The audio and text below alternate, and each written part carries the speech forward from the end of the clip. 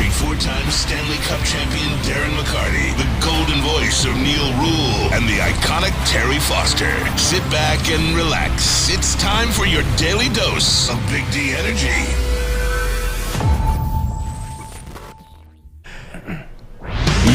Yo, welcome back, everybody. Big D Energy right here, Woodward Sports Network. My name is Neal Ruhl. That guy is DMac, Darren McCarty. We have Uncle Terry back in the chair. Terry Foster here in the house. Terry, how are you? I'm fine. We've already done a show this morning. Now we got to do it again. Now we got to do it again on purpose this time. Okay. Sam Flannel is here as well. His dignity slowly being recollected after the disappointing end to the Michigan football season and the downward trajectory of Michigan basketball. Flannel, how are you today? I am, for all that you've been being said, I'm still thinking very positively. This Michigan basketball season is still, they're 3-1 in conference. The football team will be good next year. I'm good. Okay. Wisconsin. They did have a big win. Yeah. And speaking of the Big Ten standings, they are at the top. Look at that. Lo and behold. Got to play Purdue coming up pretty soon, though. Yeah, and they're at Illinois. Yeah. We know how that goes. Yeah, Zach Edey's a problem, man. He's averaging like, what, 27 points? I'm going to wear my Mandalorian shirt today. Wings got a win last night.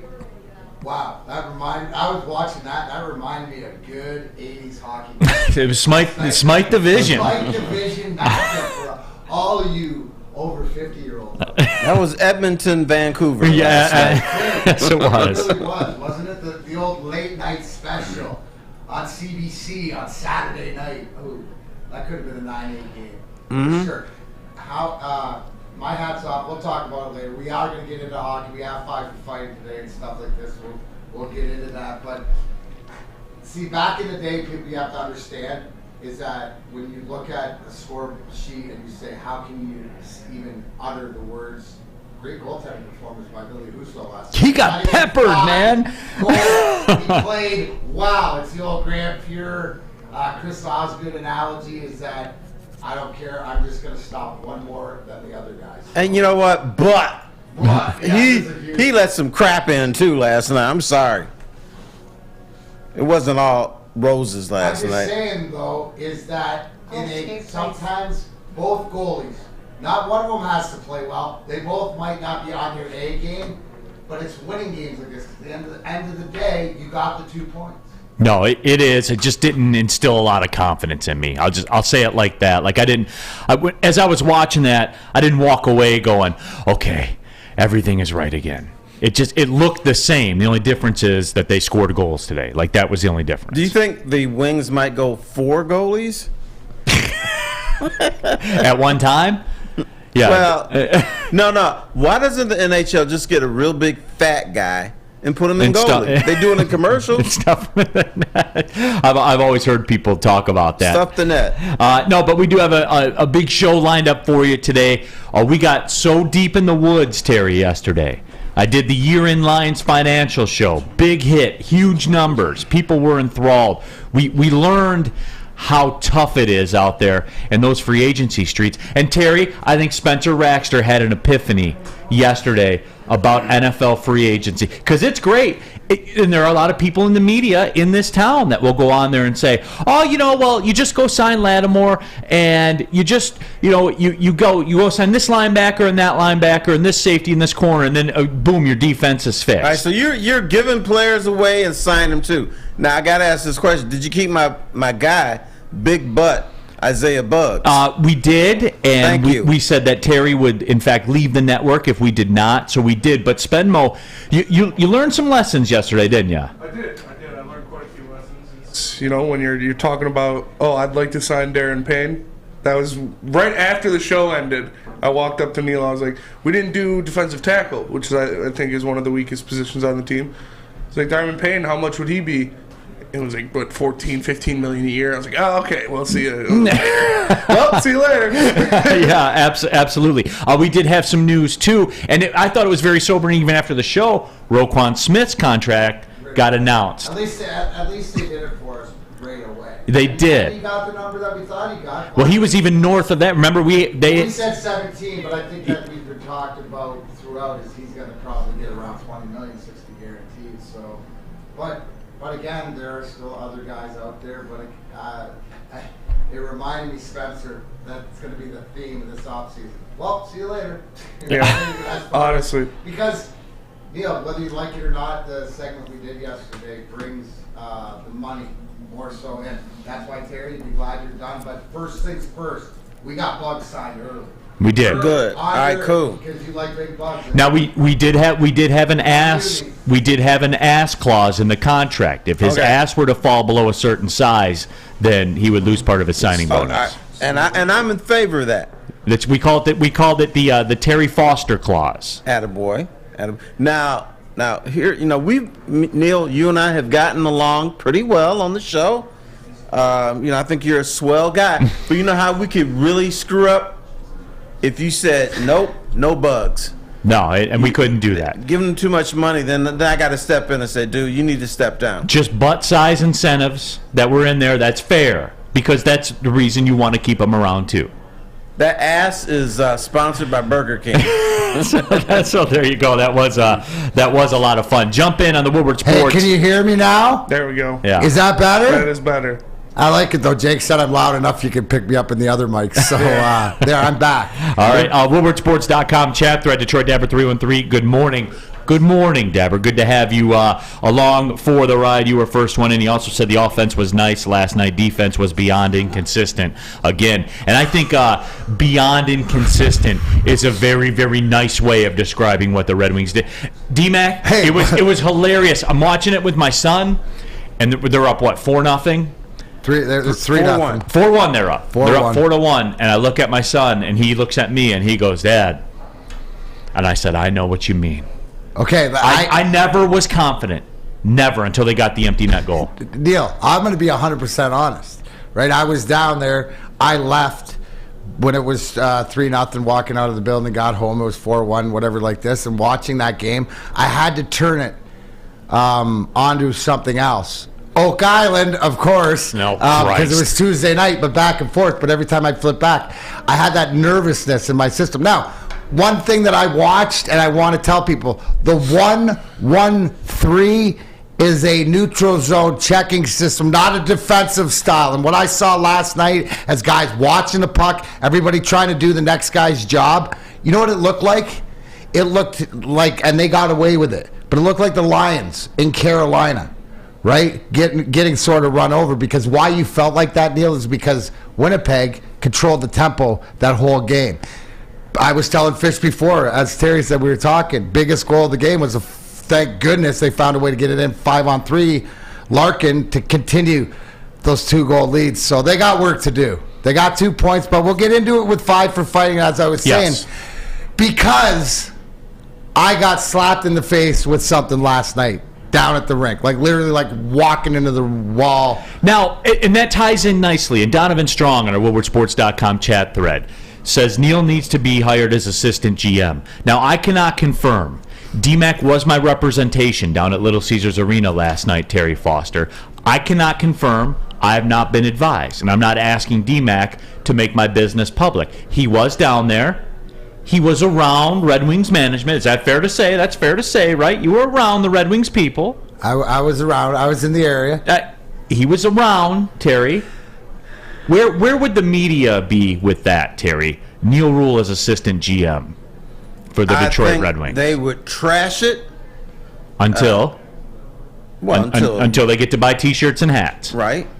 But yeah, they'd kill that. And just so you know, I heard a discussion about a pathway between LCA and Ford Field. So I don't know if that was to do with you or anything like that. I'm just saying. There is some synergy. Yep. Steve Brown, Neal needs to be the salary cap guru. That's his calling in life. And, again, for me, I am a consultant. I live in that world. Absolutely. I am an independent contractor, Terry. I am for hire. I can come, do my services, and then move on. Okay, and I like the tunnel between Ford Field and LCA. That would be part of the contract. It should be like one of that little tunnel they have between the two terminals at Metro Airport. With the lighting and everything like that? And everything. The psychedelic lighting? Right. I like that, Terry.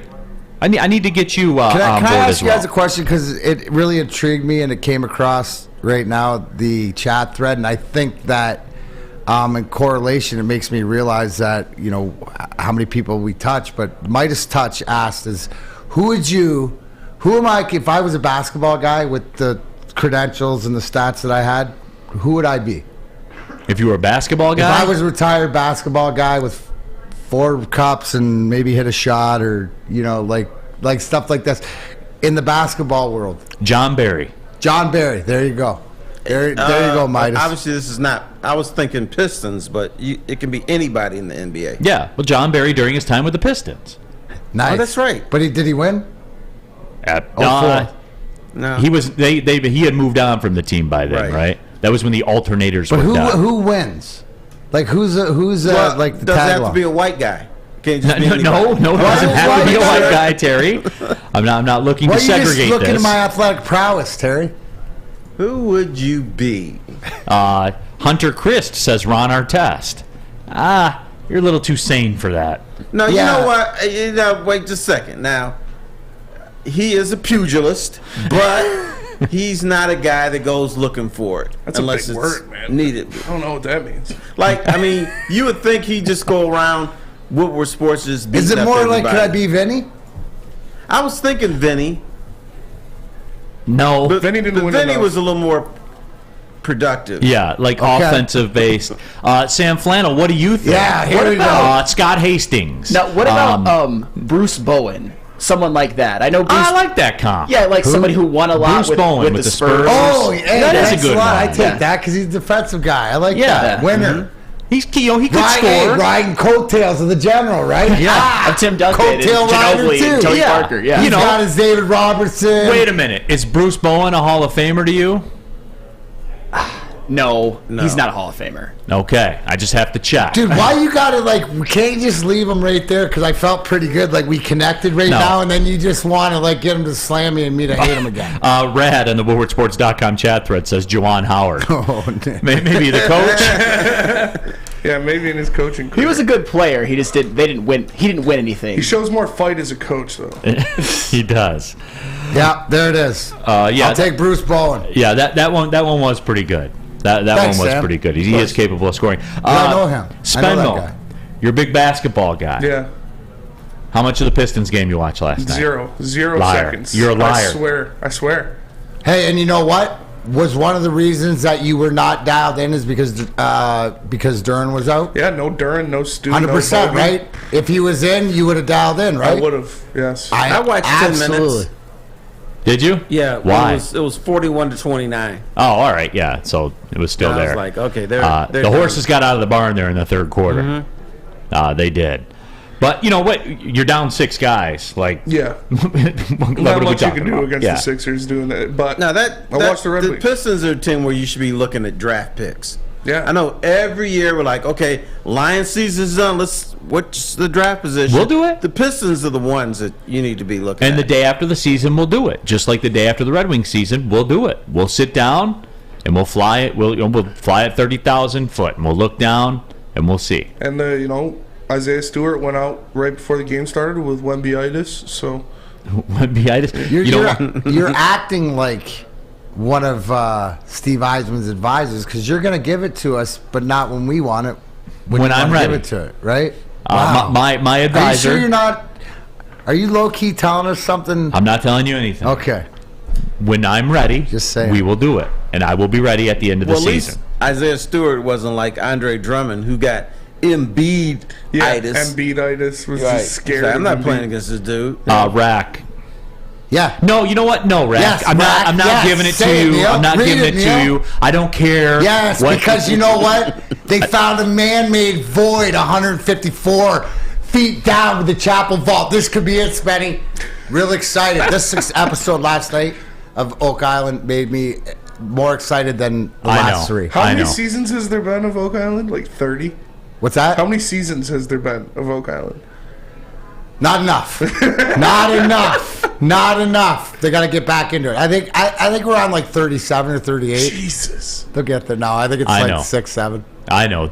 Next week's the show, right? Might be. Next week's the Might show. be. Probably in 3 shows. You sound like a Big Ten college football team in the college football playoff right now. Says you. Yeah. All right. Next year's the Next year. year. We're gonna make our move. SEC's going down this year. That's what you sound like. Sports Marketing Agency. They help spread awareness about mental health and substance abuse. Their new podcast is called This is the S Word. Helps fight the stigma associated with seeking help. If you're struggling, go to thesportsma.com. If you know someone who's struggling, thesportsma.com, the Sports Marketing Agency, they're here to help. Love Woodward Sports? Love wearing clothes? Then you should be wearing Woodward Sports clothes. Check out our full line of merch at woodwardsports.com. Just click on Shop. We have all your favorite designs, like Dan Campbell kneecaps, Beverly Hills Golf, Woodward Golf, and of course, our own logoed out merchandise. Men, women, infants, kids all love Woodward Sports. Impress your friends. Impress your boss. Impress your dog. Buy Woodward Sports merch today. Introducing the Planet Fitness Guide to getting that post-workout glow. Step 1. What's your why? More epic energy? Better sleep? Blow off steam? Step 2. Join Planet Fitness for just $10 a month and get moving in our clean and spacious clubs. Step 3. Bask in that post-workout glow. Join Planet Fitness today for just $10 a month. Join today at any of the 50-plus Detroit area locations.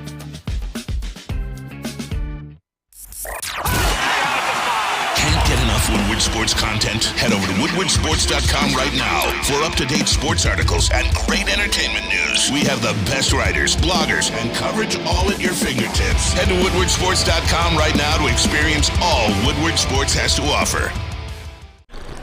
Neal Ruhl here for Bedrock Detroit. Downtown Detroit's all decked out all winter long with the return of the Cadillac Lodge and the Monroe Street Midway, the Giant Slide, the winter bumper cars, the indoor arcade, and maybe most importantly, you can get drinks at the Lodge before Pistons games, before Red Wings games, after the games, whatever. It's on and popping all winter long. You can shop, eat, and play downtown all winter long. Go to deckedoutdetroit.com for more information. I think I'll be sliding through there this weekend, as a matter of fact.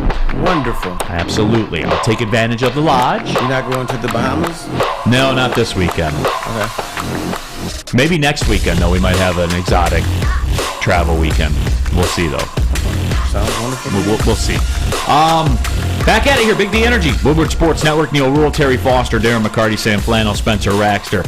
And this is why I didn't want to do this. And then DMac came over the top. And DMac's funny because he's like, Neal, you drive the ship, man. I'll follow you wherever you want to go. You drive the ship. Until DMac wants to drive the ship and brings up the talk about Oak Island. Now everybody's acting the fool about Oak Island in the WoodwardSports.com chat thread. Rack. So, Neal, you're saying Michigan football is like Oak Island. All luster and no gold. LMAO. And now people saying they want to watch it. Don't do it to yourself. Why? Which one would you do? What are you talking about? Michigan football, or are you talking Oak Island right now? They are pretty much one and the same. Well, that's what I'm just saying. No, but you see how I got you into that, and just so you can get that little subtle tone, little tone about Oak Michigan's Island. Team. Hey, listen, you know what? Listen, Neal. Here's the bet: do they find gold, or Michigan wins the national championship first? Whoa. Gold on Oak Island or Michigan national championship first? Come on, it's baby. going to be gold on Oak Island. Oh, yeah, it's going to be gold I told on you, Oak Island. he does. He believes just a little bit. See, that's what drives me. Well, hey, and the fan I am base. not, and T-Foss can confirm this. I'm not the kind of person that's going to tell you what you can and cannot watch, right, Terry? Yeah, not at all. Because I missed 8 consecutive Thursday night football games. And your life was better for it. It was. I'll admit. Yeah, that was some good advice. Yeah, your life was better for it. I do have to. Jake Wegener says Michigan national championship. Okay. All right. All right. Are they taking face masks off the helmets? All right. Wait and see. Wait and see how it shakes out. I want to call an audible here on Spenny. Omaha. Yeah, I do. And I'll give you a second, Spenny. I sent you a little Slack DM. Yeah. And I'll give you a second on it. But as we kind of recreate the Lions season, and we're doing a lot of that this week, right? Like, we're looking back at it and seeing the things that happen. And there are some numbers, and I'll tell you what, Darren and Terry, and all of you. These numbers that are coming out of this Lions season, and I'm gonna get to it. I'm taking the long way right now. I'm gonna get to it. 5-1 in the division. They won 8 of the last 10 games. The numbers that have been produced, and through all of it, right? Jared Goff had a bounce back year. Did you know that it was like statistically maybe the best quarterback season? And there he is right there. Oh no, that's easy. Who did this? Who did this? The Lions put out a graphic with some of the stuff that Jared Goff did this year in relation to Detroit Lions quarterbacks historically. Highest touchdown to interception ratio, lowest interception rate, and the highest single season passer rating. Tied in Lions history. Critical question to you guys as we recreate all these numbers. How the hell did they miss the playoffs? Like, for real. Lowest turnovers in the league. You do all this. If you have the fewest turnovers in the league and you go 5-1 in your division and your quarterback ties the QBR record for your franchise, you should be in the playoffs, right? We watched it. Well, tell him, Terry. Here's the most important thing you forgot. Winners play defense. Oh, yeah. And the Lions didn't play defense the first 6 or 7 games of the season. If you notice, this was critical. The offensive stats went down a little bit when they started to win. Why? Because the defense was functional. You know, all this offensive stuff, that's cute for you young kids, and God bless you, and you have a good time with all the offensive stats. But bottom line, if you're going to win, you have to have some semblance of a defense. And they had none. There were times the Lions were scoring and scoring and scoring. So was the opponent. They stayed one step ahead of them early in the season. Then the defense became decent and things settled down and they started to win. DMac, if I gave you those numbers, if I told you that Jared Goff would set the franchise record for QBR, you'd have the fewest turnovers in the league, you'd win 8 of the last 10 games. If I gave you all those numbers and said, all right, DMac, you're going to bet that the Lions you'd bet your life on it, would you not? Well, here's the thing. I wouldn't. The thing is, it doesn't work for me because I watched every minute of every single game, so I know exactly how we got here and how dismal it was, and it goes to show you. Do you remember we scored 40 points and lost to Seattle at home? You know how many times, like early in the year, this offense was clicking. The most poignant thing to that graphic, right, is we have Matt Stafford here that we were told, you know, was the greatest and all I this. was told. Right? No, exactly. When we watched, and that's the only reference we had. But when we look at it to the point, I immediately think the numbers, they don't lie. To answer your question, it shows you how bad the defense was before Aubrey Pleasant, before they just turned into a bend but don't break defense, right? That learned how to turn the ball over.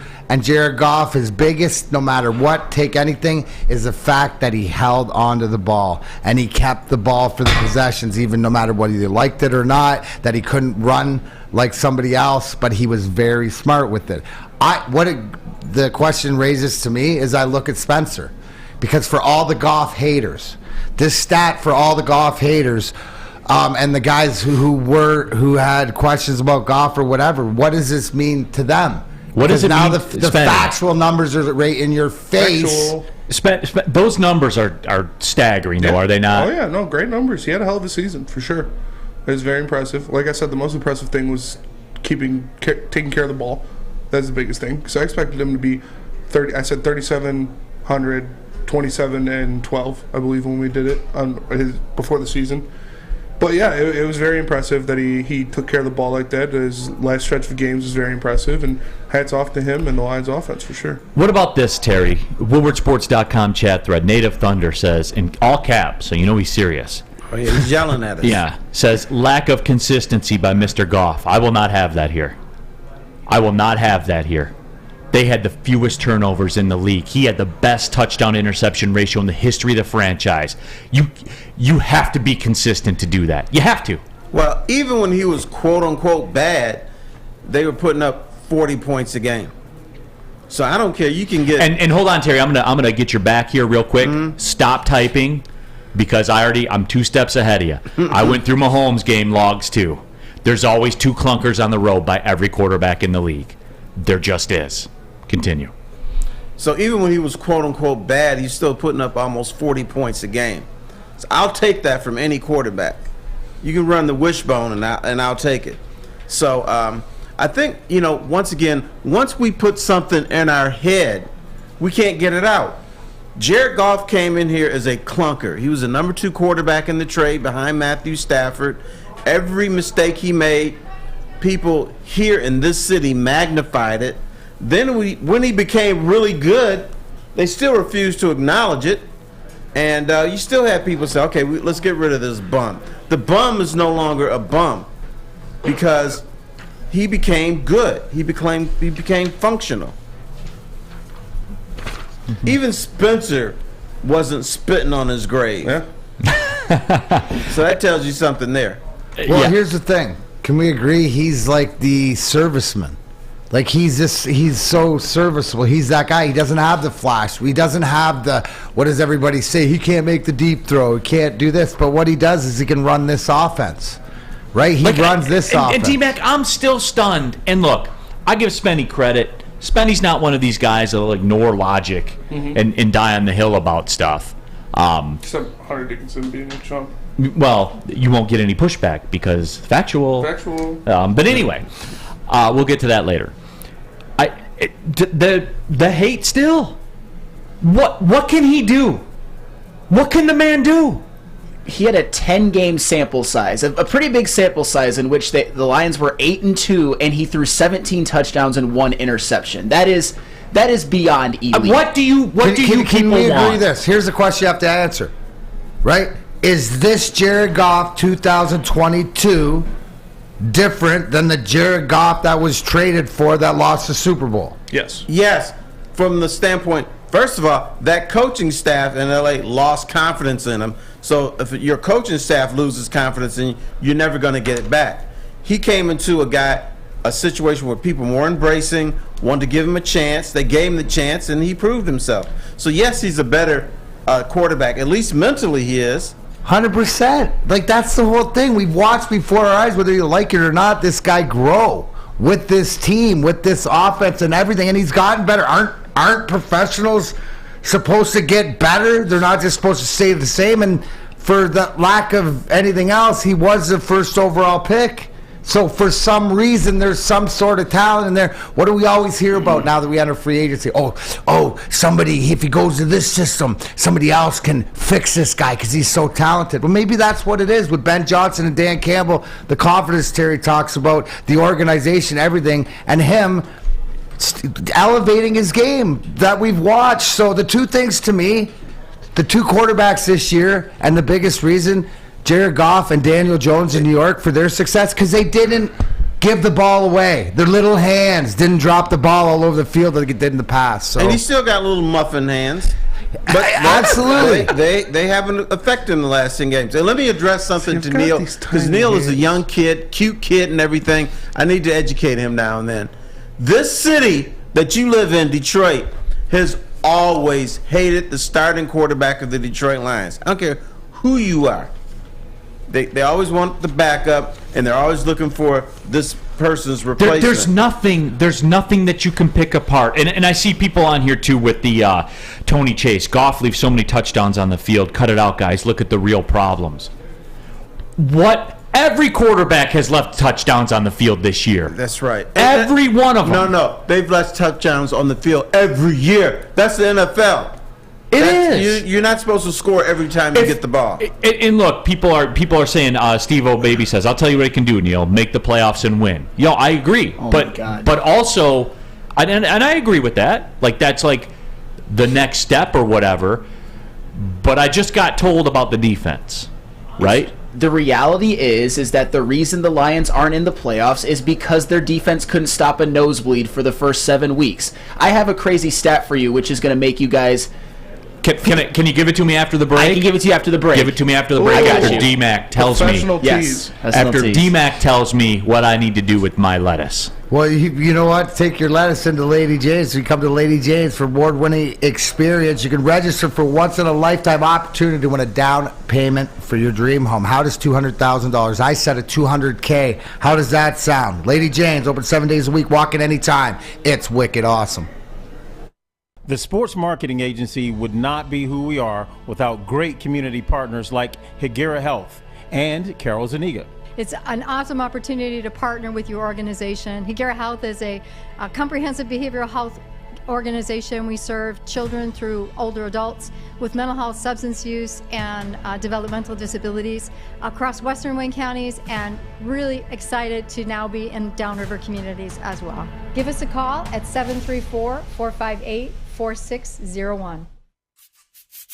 You don't have to go to the beach, man. You don't have to get your butt crack full of sand. You just need a little chili peppers, man, to get that glowing beach chili peppers tan. Woo! With 26 locations in the Metro Detroit area and more coming, Chili Peppers Tanning is where you'll find the cleanest salons in the D.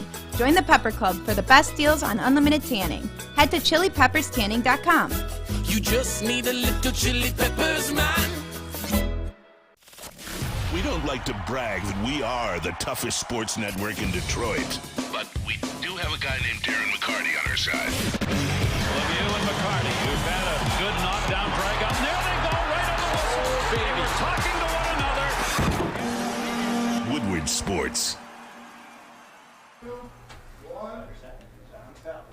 Matrix Home Solutions is your go-to for any home project. Looking for a new man cave? They are the basement remodel experts. They also specialize in bathrooms and kitchens. An A+ rating by the Better Business Bureau. Call 888-594-8844 or go to matrixhomesolutions.com. Back at it, Big D Energy, Woodward Sports Network. Neal Ruhl and Terry Foster and Darren McCarty and Sam Flannel and Spencer Raxter. Squad deep up in here on it is Wednesday, right? I think so. Yeah, it is. Yeah, That's what we call hump day, young Hump man. day, okay. Hump day. Gotcha. Is it still hump day like when you work every single day? Like there is no hump day, right? It means Or you're not? humping it. It means you're all right.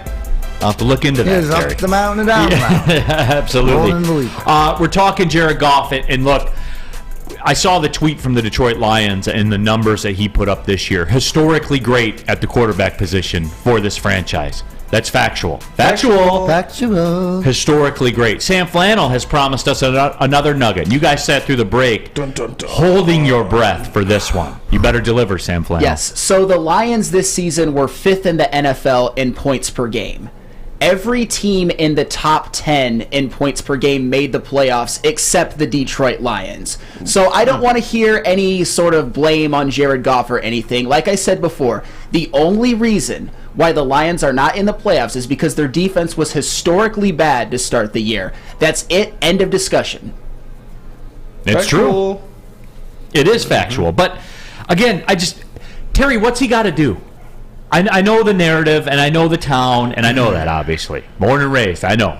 Walk through it all, too. He's got to go through an entire season and make the playoffs. He's got to win 10 games or more. And for this fan base... So defense be damned? Defense be damned. For this fan base, 10 wins might not be enough. But that's what he's got to do. I expect 12 in a division championship next year. No, he's playoff win. It's what it is. But it's not just making the playoffs, because as we sit here going... If you pass for 5,000, 6,000, 8,000 yards and turn the ball over 40 times, they'll check that off as that's good. But if you pass for 3,300 yards, no turnovers, and win games, that's not a check mark. What about this stat, Spenny? Which comes from Bob's Big Boy. Goff has the same hand size as Joe Burrow, number one. I don't care about that stat. Yeah. Goff led the NFL in passes where the wide receiver was tackled inside the 1-yard line with 8. Could have had 37 touchdown passes, but it did help Jamal Williams. Jamal Williams had 11 touchdowns of 1 yard or less. Man, that's Tim Tebow-esque. Yeah. And you know what the Lions did when they were inside the 1-yard line? They fumbled. They handed the ball to the linebacker and fumbled. No, they scored. They didn't run a reverse pass option. What they do? They just said, "Hey, we got a good offensive line. We got good running backs. We have one of the best offensive lines in the league." And you know what else they did? Sometimes they just let the quarterback sneak it in. They scored. But usually because of the way this season ended up, the way that we're talking about it, the focus of Brad Holmes on this defense, so does Sam's nosebleed couldn't be stopped beginning of the season doesn't happen again. But can we all agree that Goff has bypassed just making the playoffs for next year? It's that playoff win, and then it might be, because that's a different stratosphere too. So it really isn't about stats. Do you expect this stat line from him? Right? You don't expect 17-1 down the stretch. Like what normal guys do, 15-5. Yeah, like that's not realistic. To recreate. So if you temper that, but at the end of the day, it all comes down to wins and losses. There's no reason. Like now, sitting here right now is the expectations of the Lions to host a playoff game because they won the division next year, right? And host a home playoff game and win that game. Am I alone, or is that because of the way they finished with the offense and what we're addressing and what we've talked about? Are my expectations right now, are they far-fetched? Am I out of line, or are people going along with me? I'm with DMac, as I expect them to win the NFC North next year. And Louis Riddick said they're going to be Super Bowl contenders. I did see that. Yeah. But Spencer, because you're the biggest Goff, but if that's his expectations, and if he does that, then you're going to tip of the hat again to him for accomplishing that. But just to make the playoffs next year really isn't enough, even though he's proven this year that he is your guy. Brad Holmes came out yesterday and pretty much said, and this is like pretty much like verbatim, has he not proven that he's your quarterback? Yeah, he's for this proven team? to everyone he's the starting quarterback. Even Spencer Raxter. Yeah, oh yeah, for sure. So you're ready to ride? I mean, for the foreseeable future. Hey, want to get him? He's not the quarterback of the future, but he's Terry. Watch this. Watch Spencer squirm right here. Tell him how we can go get some of these free agent guys by extending Goff. Tell him. I'm just saying, Spenny. Tell him. You have the ability to rework his contract, add a year or two on it. Take some of this year's salary, give it as a signing bonus, stretch it out. We'll see. But you know what Brad Holmes also said in his interviews yesterday, that he likes, and there's a lot of merit and a lot of proof of the pudding to drafting a young quarterback and sitting him behind a guy like Jared Goff. That's true. Oh, our guy Easy's in there. Pick 6 against Seattle, pick 6 against Philly, scoop and score New England. Okay, so that's 3 plays out of an entire season. Because Mahomes was perfect. At the beginning of the season, only Easy, though he is the one person in the entire world who would just deny reality, who would defend Aaron Glenn to the depth, like hold his jockstrap, and then blame Jared Goff for losing a game in which the Detroit Lions defense did not force the Seahawks to punt one time. We've had that discussion before. We had that argument on the heavyweights when I was wearing a hot dog suit, but yeah, it's insane to me that. That's your takeaway. It's ridiculous. I told you that the Lions were 5th in the NFL in points scored per game, and every other team in the top 10 made the playoffs except the Lions. They didn't have a good defense at the beginning of the year. That's all there is to it. If they would have forced Seattle to punt one time, they would have beat them. Scored 45. WoodwardSports.com chat thread. Detroit Dabber said that he wants to stir the pot. Goff career, this is for Easy. I'm sending this one out to Easy. Goff career pick sixes 7. Stafford career pick sixes 29. Hashtag stir the pot. Oops. But you know what? Tell me more, Easy. Tell me more. You know, we have 2 heavyweights, right? Yes. They're very, very different. One heavyweight will look at a guy and say, I don't like you, but then he changes his game and he'll say, you know what, kind of like the dude now. One heavyweight, no matter what happens, I don't like him, and I'm never going to like you. Those are the 2 differences between our little heavyweights around here. There you have it. And they both have cute little rosy cheeks. Thank you. You do. You do, actually. Thank you. Although Easy's rosy cheeks are a little bit cuter You still have cute cheeks. Thank you, Terry. You're welcome. Right. Yeah, but I would not give in, Spenny, to the rosier cheeks for the worst takes. So you're winning. So you're above board. Yeah, exactly. You're above board on that one. So, you know, it is. It's just, I wonder what Maury's got to do for the people. He had the greatest season in the history of the franchise as Think a quarterback. about it. Is that even better than Stafford's 5,000-yard season? If you go by the numbers, silly things like numbers. Okay. The QBR says it was. Could have won more games then. Who knows? We'll see. No, it is though. It's funny to me, like when we look at all those accomplishments, man. And of course, this is the year that a 9-8 team doesn't make the play. You know what I'm saying? Like, well, I mean, and that's the whole thing. And hopefully, this stuff that we're talking about, where it's like we're sitting here going, yeah, I know, but damn, that you did it to yourself, right? You did it to yourself, and that's the way that you correct your mistakes. Don't make the same mistakes twice, so you never be back in this, because it's going to burn and it's going to hurt at different times, whether you're out on the boat, whether you're on the golf course, whether you're cooking the barbecue, going, damn, man, just one more play. But that play was made all season by Jared Goff for the most part, right? Yeah. We can all agree it's the defense early on. So do you have a guy that's going to address that? And I believe you do. Me and Easy did get into a very heated debate at certain, I don't know how to put this, nightclub. Gentleman's establishment? About that pick six and how against Seattle. And I got very upset. The Seattle game where Seattle didn't punt? Yes. Okay. Where he said that factually, the 6 points he spotted them is why they won the game. I was like, okay, but you can't blame it for the defense giving up 45 and not they didn't punt. Yeah, one punt. That's all you need. Just one. That's all I'm asking for. Please, just punt once. No, but that was my main question. No, not only that. Seattle was saying, oh, yeah, you scored. We're going to do it faster. Yes. Geno Smith came in. So watch this. And they did. Hey, and the thing that really set me off in that said argument where I was wearing the hot dog suit was Easy said they should give Aaron Glenn a pass for that game. You remember that, Spencer? Yeah. A pass. A pass! Oh, yeah, that was freaking out. It was a good time. Oh, man. All right, hey, we do have some nickel packages coming up. We got DMac 5 for fighting coming up in the second hour as well. We missed them yesterday because we had it popping. I understand. I was looking in the chat. Easy said he was trying to call in. Just let that line ring. We don't need that. Just let it ring. Why we got to be mean to the man? He's our pal. He's got his show. He can make his own dumb takes on his own show. I'm not staining my show with that. We don't have to, shove him to the side. He's still our buddy. No, he is my buddy. Okay. I've drank with him before. We don't want to get infested and to have the wonderful people of Big D Energy to have to protect. You know, they can go young do that. At the look at it as a way to educate the young. I get it, but again, but then he's driving the boat. T-Foss, Jan, WoodwardSports.com chat thread. We don't want to hear it, Easy. The people have spoken. I don't know. All right.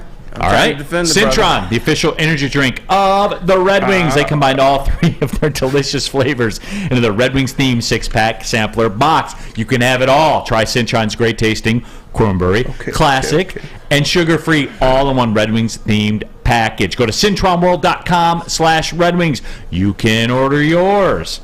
You know what? Why wait? Go to CintronWorld.com/Red Wings. Get energized with Cintron, and let's go Red Wings. We won a game. Let's go. What's a winter wonderland if you can't shop, eat, and play? Lucky for you, you can do it all at the Downtown Detroit Markets, Cadillac Lodge, and the new winter version of the Monroe Street Midway, all located just across the street from Campus Martius Park. Find the fun at deckedoutdetroit.com.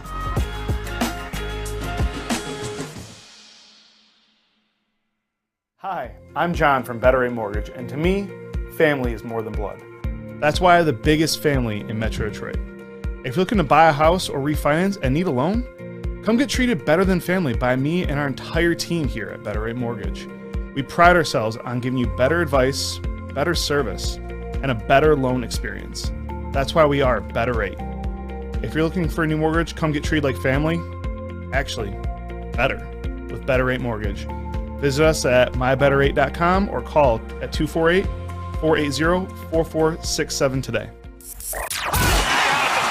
Can't get enough Woodward sports content? Head over to woodwardsports.com right now for up-to-date sports articles and great entertainment news. We have the best writers, bloggers, and coverage all at your fingertips. Head to woodwardsports.com right now to experience all Woodward Sports has to offer.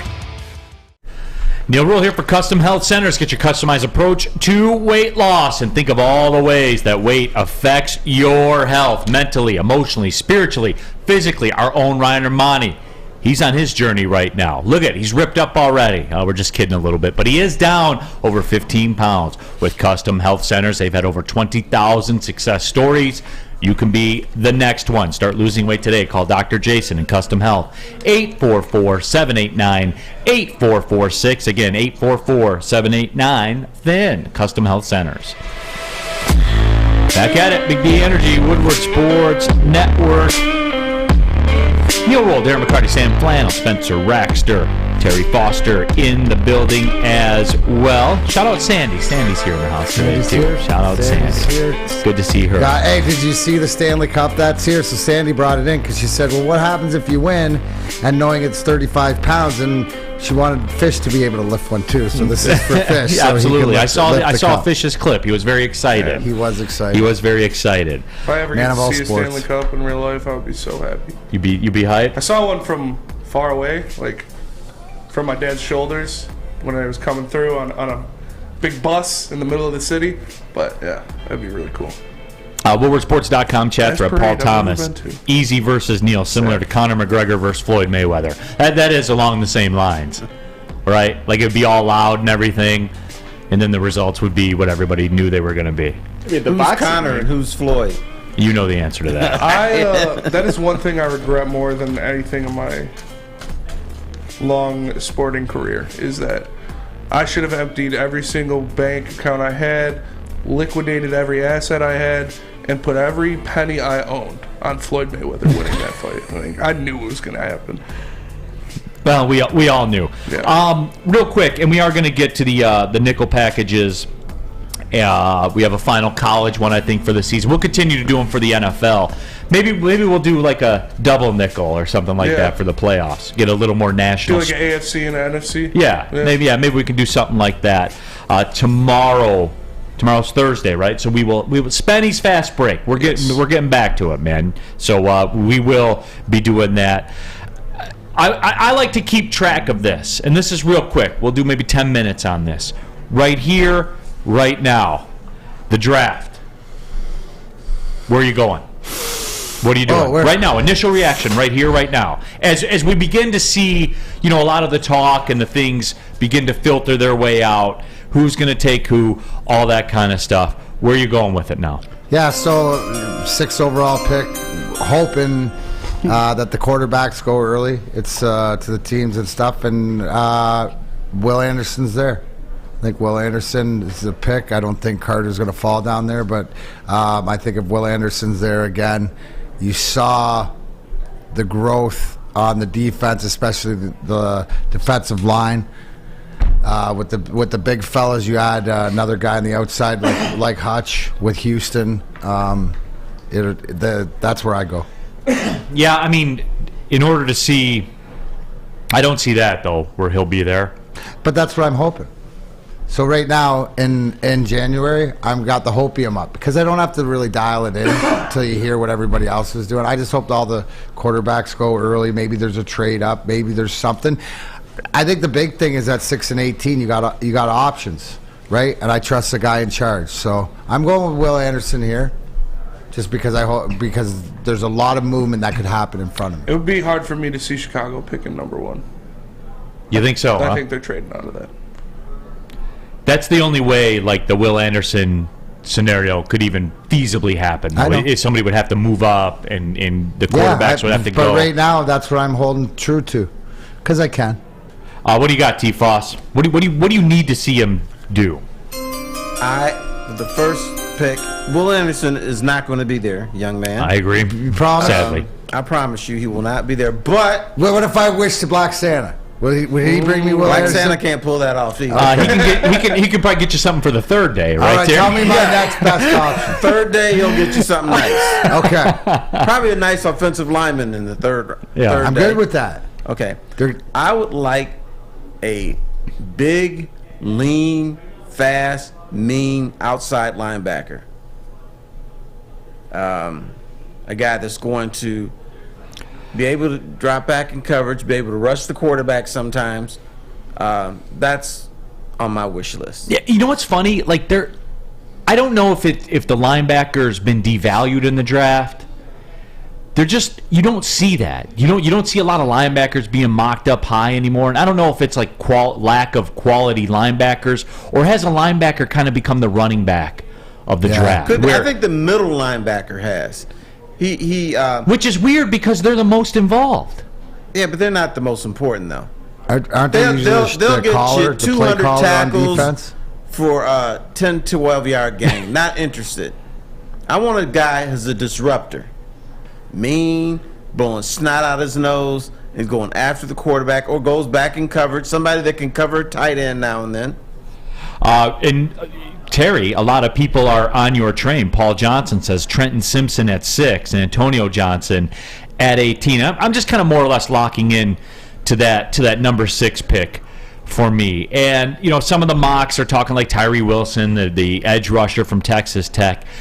He's a big dude. Yeah, I'm more of a Brian Brisset guy. Yeah. Like we're talking defensive. Wait, hold on. Did I just see Flannel light up in the booth? Was there a connection between Neal and the booth right here? I think there was. I saw a little spark. I did. Because I would tell you this. If I had the number 1 pick, I would probably go the Jalen Carter route. Even over Will Anderson. It's such a need on this team, which is weird to say because Aleem McNeil has been very, very good for a 3rd-round pick. Is that fair? That is fair. Yes, sir. Yes. It's just when you start working backwards with this and you start looking at this draft and what the Lions need to do. And funny, we got done talking about the Seattle game they didn't punt.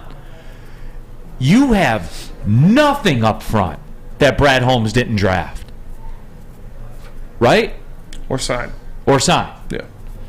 You have nothing there. And it's stunning to me that you had 4 of the top 11 in the Defensive Rookie of the Year voting, or whatever number that was, right? Yeah. Yep. And you still have nothing defensively. You still couldn't make a team punt. It's almost as amazing as all those numbers about the Lions.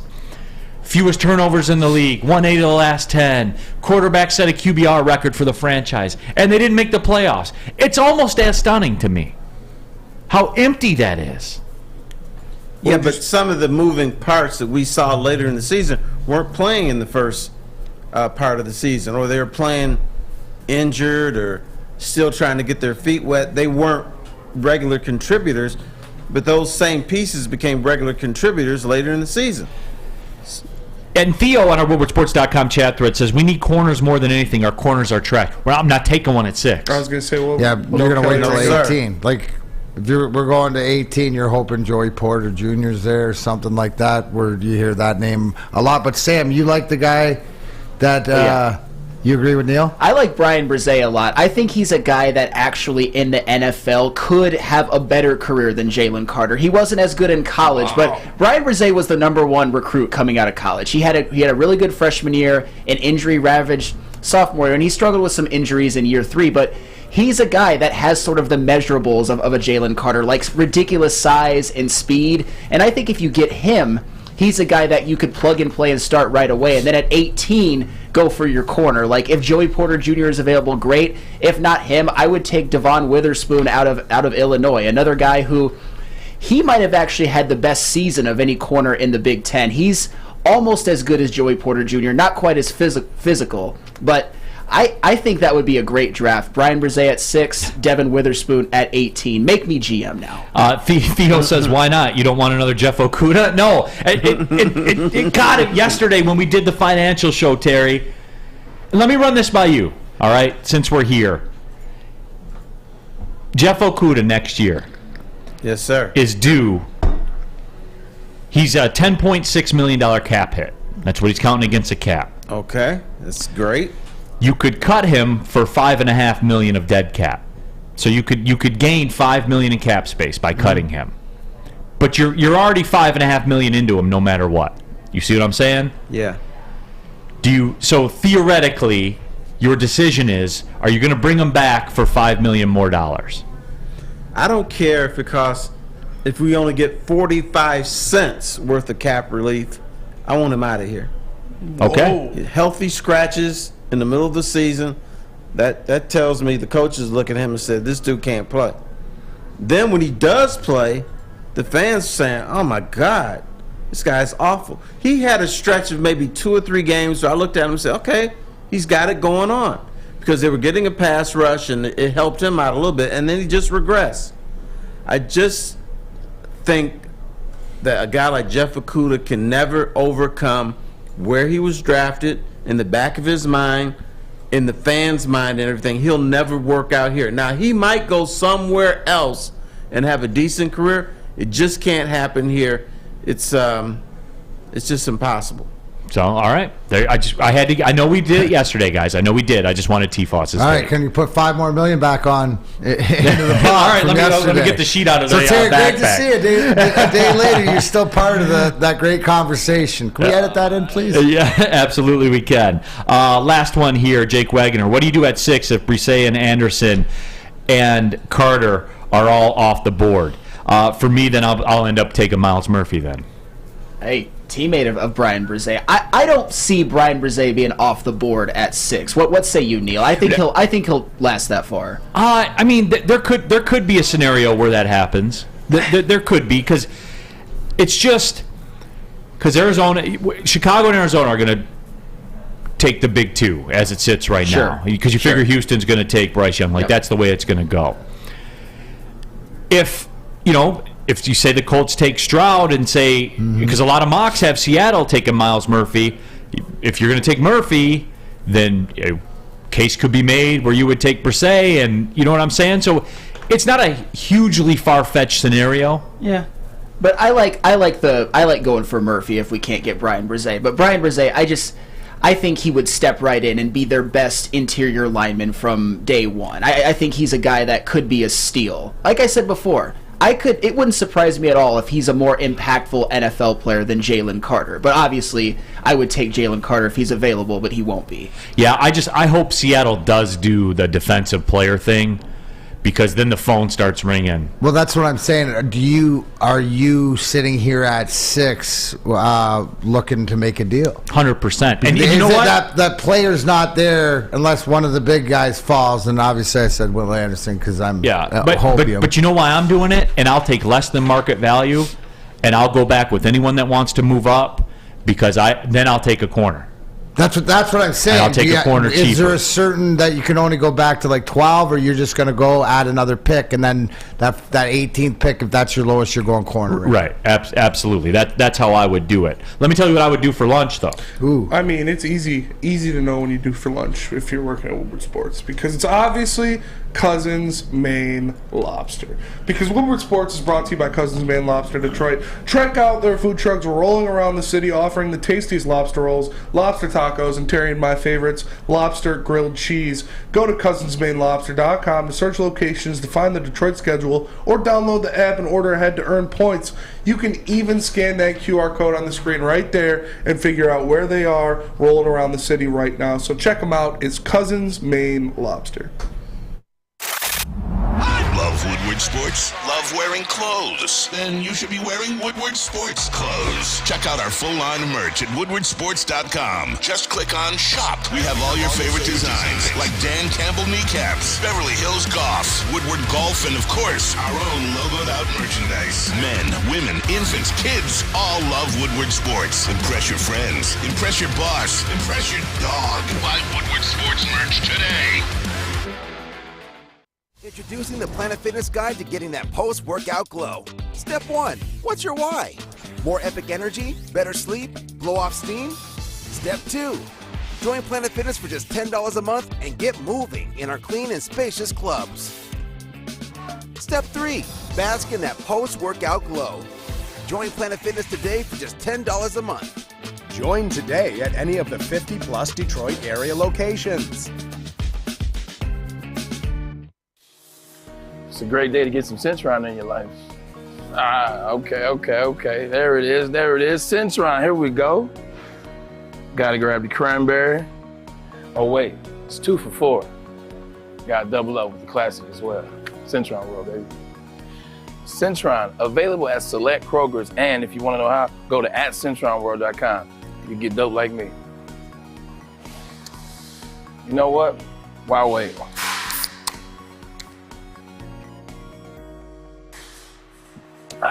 Great taste, guaranteed.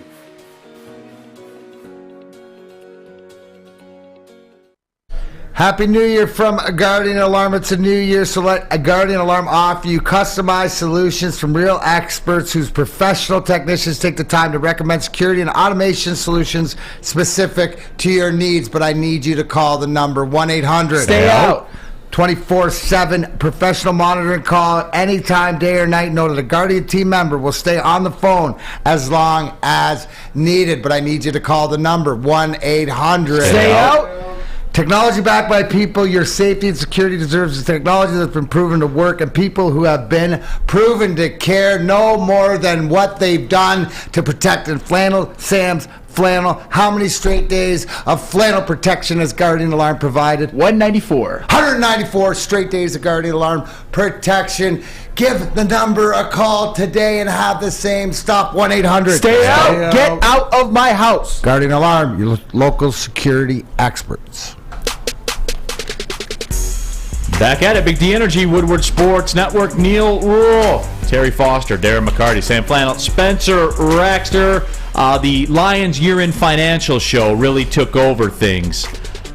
So we kind of got lost in the wash. Kind of got lost. We got lost in the sauce a little bit. So somewhere down the line. So I think it's time. We're going to do the nickel packages today, Terry Foster. So I know you're excited. So let's do it. NFL on deck. All right, first question of the NFL nickel package. This will be a playoff edition.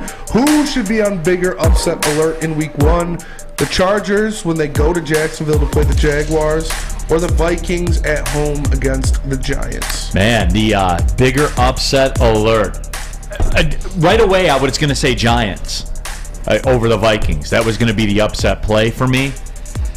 Because I no way the Chargers lose at Jacksonville, right? They got the great Justin Herbert. In Jacksonville, though. He is great. He's great. He is. See, I would say the Vikings are upset alert against everybody except the Giants. Yeah. Everybody except the Giants.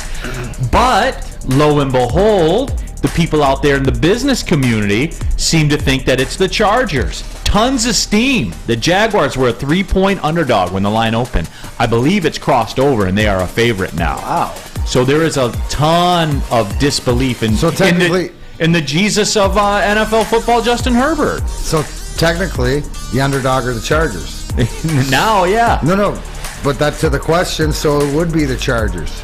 Right, Yeah. but which one do you expect? And I think Terry nailed it. Is that anybody but the Giants to beat the Vikings, especially in Minnesota?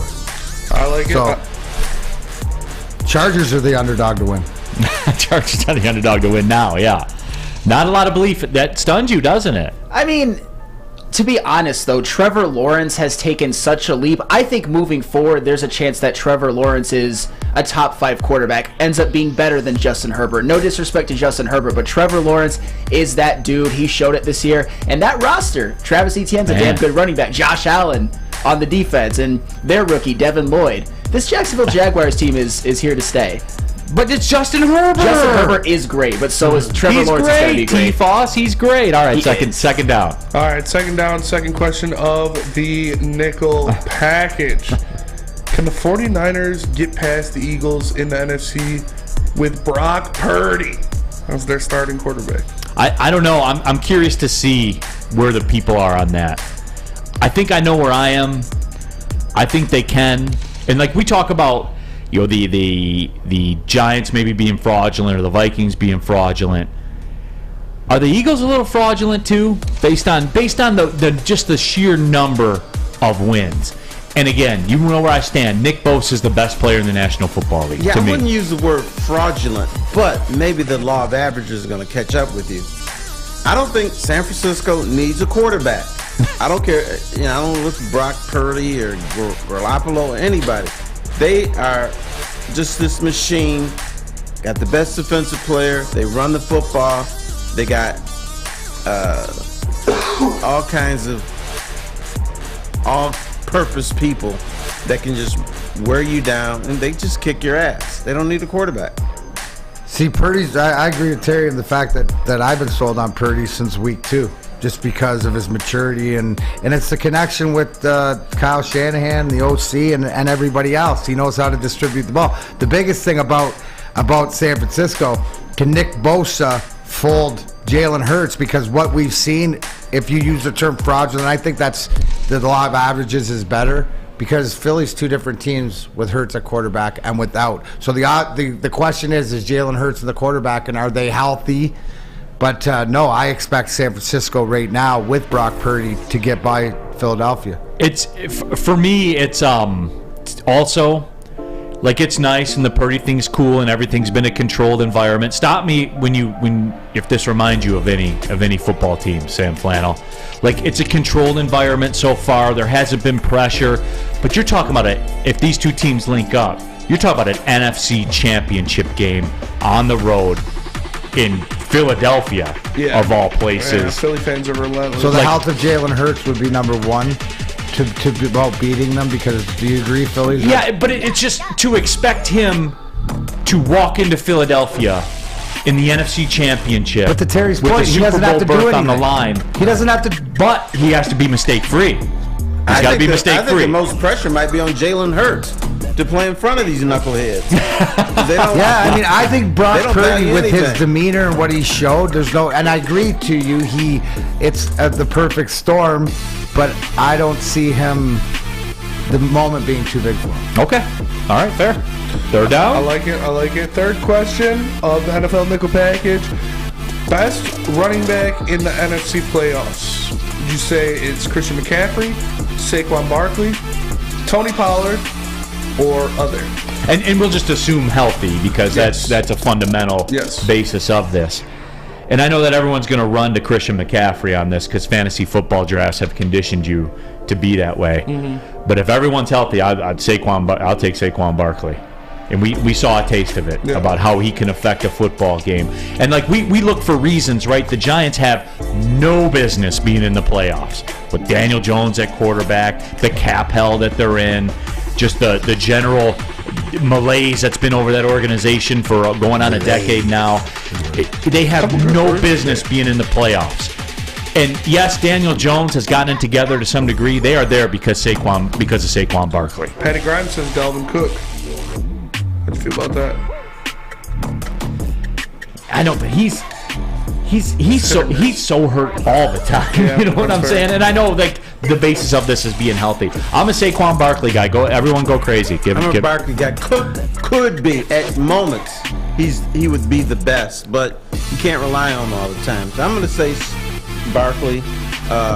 But you look at all these guys. All these guys have been injured the last 2 years. So the running back position, you can't depend on it. But if you got to choose a running back, I'm going Barkley. Yeah, and to me, Christian McCaffrey, I know he's a running back, but he's more of a switchblade. They get the ball not handed off to him more, but tossing sweeps and stuff like that. So to me, it's Barkley. And if, like Terry said before, if like the Giants, they could, on the back of Saquon Barkley running for 180 yards like he could do in Minnesota, win that game, but it's all him. No, and this is interesting too. Pete Smith says real quick, and yet they shouldn't sign Barkley or Jones after this year. And you know what, Pete? I don't disagree with you. It's really wild how both things can be true like that. I'm not I like Barkley the most. I'm not giving him $12 million a year because I don't do that with that position. Got some votes for Kenneth Walker in there too. Yeah, I mean, in 5 years, definitely could be the case. Yeah. Right now, not quite. Not right now, not this second, but trending. Trending. Trending hard that way. Fourth down? All right. I'm excited for this one because I'm going to take heat. Fourth question of the Nickel Package. Again, we're going to assume they're healthy because one of these combos have not been healthy all year. the better receiver combo? Mike Williams and Keenan Allen, or DK Metcalf and Ty Lockett? DK Metcalf and Ty Lockett. And I know the Justin Herbert apologists are going to go crazy on that. Tyler Lockett is one of the most underrated receivers we've seen in football over the past 5 to 6 years. That is factual. That dude makes every catch, every big play.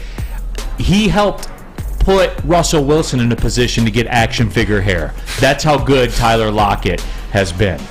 I love Tyler Lockett, man. I do. I'm not saying I would pay him $20 million a year or anything like that. And low-key, I like DK Metcalf a lot, too. Now, he's a little extra a lot of times, but I think that's also what makes him really, really good. If I had DK Metcalf on my team, I'm throwing him the ball 15 times every week. Every week I'm throwing it to him, and I don't care if he's covered. You know what I'm saying? Like, he's that dude to me. And I just, and again, I know being healthy or whatever, but you have to get past your fantasy football prejudice to answer this question truthfully. That's why I win a lot, because I always got Ty Lockett or DK Metcalf on the squad, and I always get him in like the 5th round. I tell you what, you're not crazy, Neal, because I had to look this up. Tyler Lockett has actually had 4 consecutive 1,000-yard seasons. I was surprised, but he's been great. He's been consistent. And the year before that, he had 965. He's actually been probably more productive year by year than DK Metcalf on average. So I don't hate your answer at all, especially considering Mike Williams and Keenan Allen. Really? When are they ever healthy at the same time? Yeah, but you got to assume they're healthy. I know, it's a big assumption with these guys. That is a big assumption. What do you got? I agree with you on Lockett, but the thing about Metcalf is when you really need me, I'm going to be there. Target me 15 times, I'm going to produce. He's one of those guys that you can't depend on him every game, but now and then it's like, hey, bro, come on now, we need you, and he's usually there when you need that. John Miller, WoodwardSports.com chat thread says, everyone agrees Lockett is elite. How is he underrated? Check your fantasy football drafts. He's underrated. I had him this year. He's a stud. And where'd you get him? I don't know. It was an auto draft. Yeah. Probably 4th and 5th round. But that's what I'm saying. Yeah. Like, if he's elite, how is he getting drafted in fantasy football there every year? Well, here's the biggest thing with this question is I know that if I'm Pete Carroll, I know these two guys, DK Metcalf and Tyler Lockett, play through everything. The other two are talented with two that have going. And they got the size and everything like that, but you know what you're getting. So do you want what you know? Do you want to go to the well to what you know? And I know what I'm getting out of Seattle. Dependability, what you need in the playoffs. All right, 5th down, real quick. 5th down, and just real quick, I'm never drafting Mike Williams fantasy ever again. There you go. Okay. Should have took Ty Lockett instead. Yeah, I'll pick Ty Lockett instead. Who would you want starting your playoff game? This would be an easy answer at the beginning of the season, but he kind of tapered down at the end of the year. Geno Smith or Daniel Jones? I would be arranging travel for my scouts, for the college scouts. That's what I would be doing. No, I'm joking. Geno Smith, something's not right. And I know we watched every second of that Rams game. He can still make the plays with his feet, as Daniel Jones can, though. I guess it's Daniel Jones by a hair for me, just because Geno Smith doesn't look right throwing the football. He's an elite athlete, though. Yeah, so if winning the playoff game, I think you got a better shot with Geno Smith. Just because I can't kill you. Nobody to throw to the point of whatever else. He's got nobody. It's either it's him and Saquon Barkley versus the world. And Terry, if those are my choices, then I'm taking a real hard look at C.J. Stroud and Bryce Young. No matter how ugly he looks, no matter how nasty he is, Geno Smith is on a roll. And this is something that we may never see it again. I'm taking Geno. Tell you what, though. If you take Tyler Lockett and DK Metcalf and put him on the Giants, Danny Dimes would be a Pro Bowler this year. Hot take. I don't know about that. Go check his stats and go check the receivers he was throwing the ball to. It was the land of misfit toys out there for the Giants. Wintertime in Detroit's always better with comfort foods from Big Boy. Try the classic meatloaf or the Cajun chicken Alfredo. What about breakfast? Throw it on the griddle. Just like Spenmo Rax's hot takes, you can get the stuffed potato pancakes, the lumberjack, the Santa Fe Garden, or the Blockbuster. Stop by your local Big Boy today. I love Woodward Sports sports? Love wearing clothes? Then you should be wearing Woodward Sports clothes. Check out our full line of merch at woodwardsports.com. Just click on shop. We have all your favorite designs, like Dan Campbell kneecaps, Beverly Hills Golf, Woodward Golf, and of course, our own logoed out merchandise. Men, women, infants, kids all love Woodward Sports. Impress your friends. Impress your boss. Impress your dog. Buy Woodward Sports merch today. When it comes to making your haircut truly an experience, there's no better place than Lady Jane's Haircuts for Men. Come to any one of our 26 Metro Detroit locations for an award-winning haircut experience and qualify for a chance to win a down payment for your dream home up to $200,000. Our precision haircut and talented stylists will have you looking good, feeling good, and give you a chance to change your life forever. Lady Jane's Haircuts for Men, open 7 days a week. Walk in anytime. It's wicked awesome. We aren't quite sure if they consume more beer or sports. Either way, the heavyweights are here. Live on Woodward Sports, daily 5 to 7 p.m. Neal Ruhl here for Chili Peppers Tanning, the cleanest salons in the D, spotless sanitized rooms, and trained and certified tanning professionals. Join the Pepper Club. That'll get you the best deals.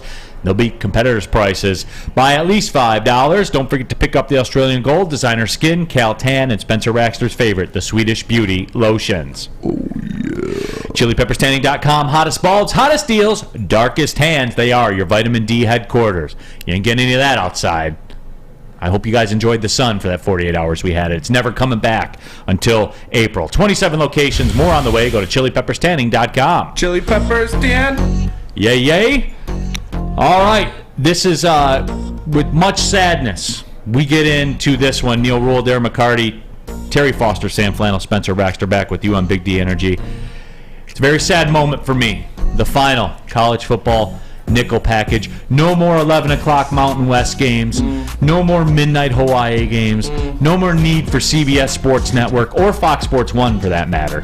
It's a sad day for me as well. But let's go out with a bang. This is the National Championship edition of the college football nickel package. First down, is this season's Georgia team actually better than last season's? No. People are going to say no.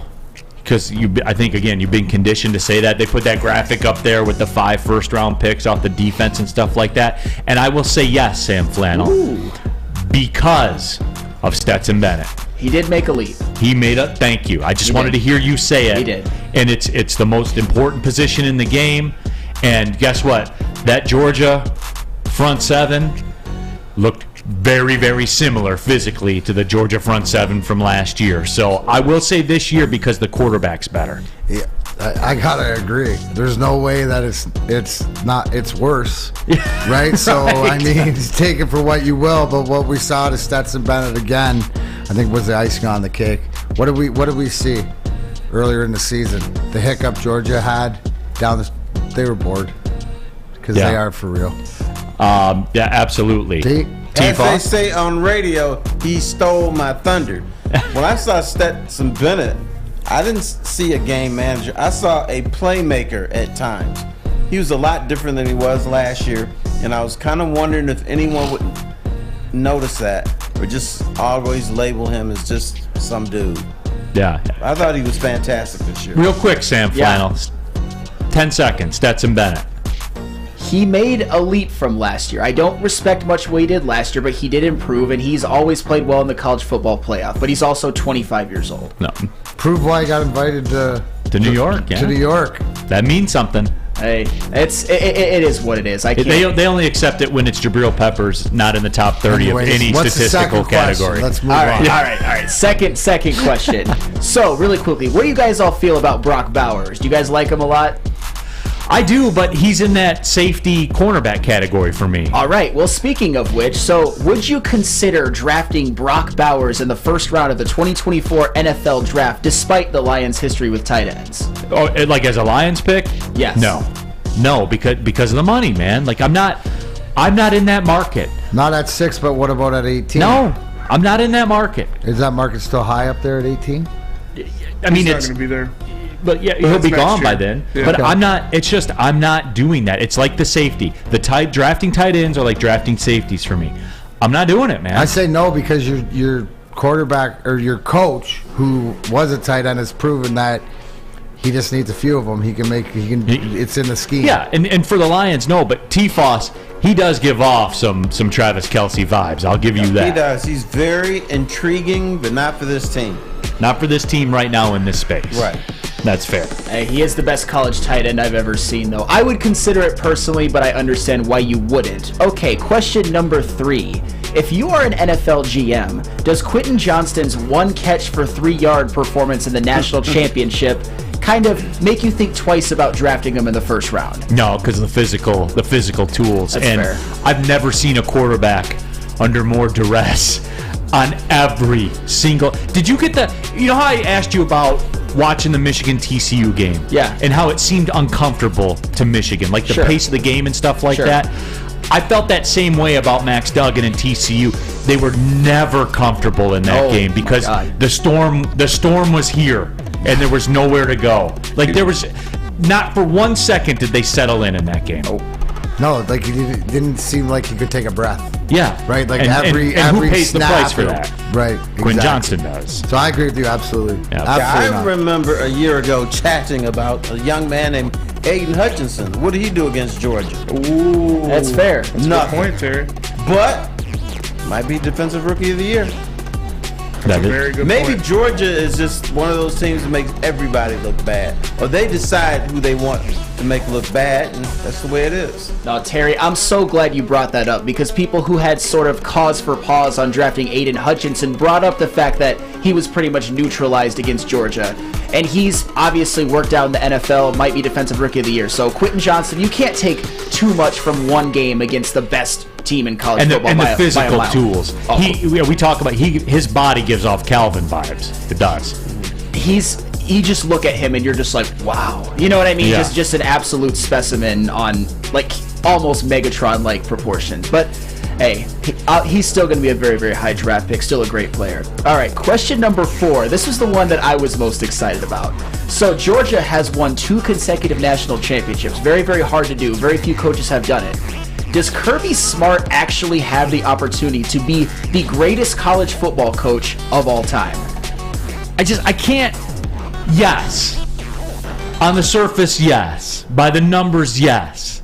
Look at him, though. I know. He's I the know. man. I know. Of course you love him, Smitty. Yeah. The polo's always untucked. And I'm not saying, like, that doesn't matter, right? Licking the Gatorade off his arm. Yeah. But when you win, you can do that stuff, and it's fine.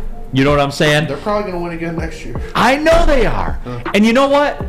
However he's doing it, recruiting is more important than coaching. Because if you're the best recruiter, you can make up for coaching mistakes with talent. So you know what? I fight this. And when you told me about this one, I was like, no, that guy, it can't be that guy. You know what? Maybe it is that guy. Because recruiting is 90% of it. Well, it's proven that, right? We're seeing that, and I guess maybe because it's right in our on our porch here in Michigan, because being Michigan fans, and it's sort of been served in our backyard, right? So the fact that he's doing the deal, obviously we mentioned yesterday, Terry, you weren't here, but did you see when David Pollock, former Georgia Bulldog, was sitting on the set and said that Georgia, the SEC, pendulum the has national shifted. championship, the NCAA runs through Georgia, and he's got Nick Saban sitting beside him, right? Who's another one that you would consider one of the greatest coaches, Yeah, right? absolutely. So what does he have to do? But the trajectory is it, because you nailed it. Recruiting. When you have guys, how many first rounders are they going to produce from that team this year? People want the Lions to take their if they're cornerback. continuing to produce 4, 5 first rounders every year, of course people are going to go there and they're going to get the guys. So Kirby, whatever he's doing, you nailed it. Whatever he's doing, And yeah. next year they got the 2 best linebacker prospects in the country coming to Georgia. 1 and 2? 1 and 2. They still have Brock Bowers. They have the 1 All right, and 4th just best please stop. defensive line prospects. Please stop. Terry, what say you, man? I say it's possible, but didn't Georgia go through too long of a stretch where they're good but couldn't win the big game? That was the perception. Yeah, they had a bit of a Michigan SEC's Michigan to him for a while there. He's gonna have to Yeah. win 2 more nationals to pass Nick Saban. What if he wins next year, Terry, and they win 3 in a row? I will put him neck and neck with Nick, but not ahead. Losing 15 draft picks from last year and doing it again. Saban's got 7 though. No, I know. But 3 in a row? 3 in a row is very impressive in today's language. I agree with Terry. He's got to win one more, and he puts him neck and neck with Saban. Wow, I was Saban another one, then I have to shut up. Yeah, I wasn't talking that soon, but hey, if you get 3 in a row, I don't think. Did you hear what Spenny said's coming their way next year? Yeah. No, I know. I don't even think 3 in a row will make him the GOAT yet. I think could Michigan use an upgrade at linebacker? Yes. Well, they can't get number 1 or number 2 because they're both going to Georgia, and that's scary. And they have an easy schedule. They will be back. So yeah, Kirby Smart. You didn't think? Who would have thought? But he has a chance for sure. It's not Kirby Smart. Kirby's Smart. Yes. 5th down. Fifth totally down. have a beer with Kirby Smart. 5th down, and this is a question that I don't want to ask, but I have to. Will Stetson Bennett go higher or lower than the 4th round of next year's NFL draft? He'll be lower. He'll be lower because he's 5'11" on the roster, which means he's 5'9.5". And he's 26 years in old. real life, and he's 26. Yeah. And he's going to walk in eligible for the pension, I'm sure. Yes. Time served and all that kind of stuff. Rest easy. He'll go north of the 4th round, but someone's going to take him. Oh, for sure. Oh, he'll get drafted, right? He'll get drafted, but I mean, where would you think that he'd go? You think he's going higher in the 4th round? Yeah, numerically higher. Okay, thank you. I was going to say, 6th round, something like that. You're going to draft your kicker before you draft that. I know he's 5'1", but I think the age is more. That's going to hurt him more. It is a bad parlay. You think it's going to hurt him, or you think it's a maturity thing that he could? No, because you only have him for so many years. If he turns out to be good, he'll be 30 on his rookie deal. Right. Brandon Whedon. By the time you figure out if he can play or not, he'll be 30. Right, exactly. And then you got to cut him because he's too damn old. With great sadness, that is the final college football nickel package. Good season, though, everybody. Thank you. Yeah, good job, Sam Flannel. We appreciate you. NFL. DMac's 5 for fighting coming up next after Sam Flannel goes and gets a ham and Swiss sandwich. Yes, I would love to, but first I have to tell you about Swiss Insurance. Be sure to check with Swiss Insurance this week for your commercial insurance review. Many businesses choose a January 1st effective date. Swiss can help make sure you have the proper coverage. Swiss Insurance, give us a shot and you won't be disappointed. Contact them at mark@swissins.com. That is mark@swissins.com. We don't like to brag that we are the toughest sports network in Detroit, but we do have a guy named Darren McCarty on our side. Lemieux and McCarty, who've had a good knockdown drag up. There they go, right on the whistle, baby. Talking to one another. Woodward Sports. By now you know me, Christina Gennari, as the obvious choice in real estate. And you know my website, soldchristina.com, as your #1 resource for buying or selling your home. Myself, along with my amazing staff, pride ourselves on making your home buying and selling experience a relaxing and easy one. Come see why we are the obvious choice. Christina Gennari at soldchristina.com, the obvious choice in real estate. Can't get enough Woodward Sports content? Head over to woodwardsports.com right now for up-to-date sports articles and great entertainment news. We have the best writers, bloggers, and coverage all at your fingertips. Head to woodwardsports.com right now to experience all Woodward Sports has to offer. Powering through here, Big D Energy, Woodward Sports Network, Neal Ruhl, Darren McCarty, Terry Foster, Sam Flannel, Spencer Raxter. It is Wednesday. I know the nickel packages were delayed, but we are right on time. We have to talk some hockey. It's Darren McCarty's 5 for fighting. Here we go. Welcome back. Absolutely. As we sit here, the Detroit Red Wings, as we stand through 39 games, 17-15 and 740. 41 points, sitting outside by, I believe, 5 points of the playoff spot right now. The first question. They are 7 out of the playoffs. 7 out of the playoffs right now. My first question, your overview, just a quick little overview of what you've seen and your belief in what this team is as of 39 games in. I have 2 schools of thought on this, Terry. Number 1, I still have to hold true to what I said when I went to the game back in November and said, wow, that looks like an NHL team. especially on the power play. With David Perron and the additions. There have been one. There was. Maybe the Sherratt thing or whatever. If you want to ask questions about it, you can, and I think that's fair. But by and large, the free agency class delivered.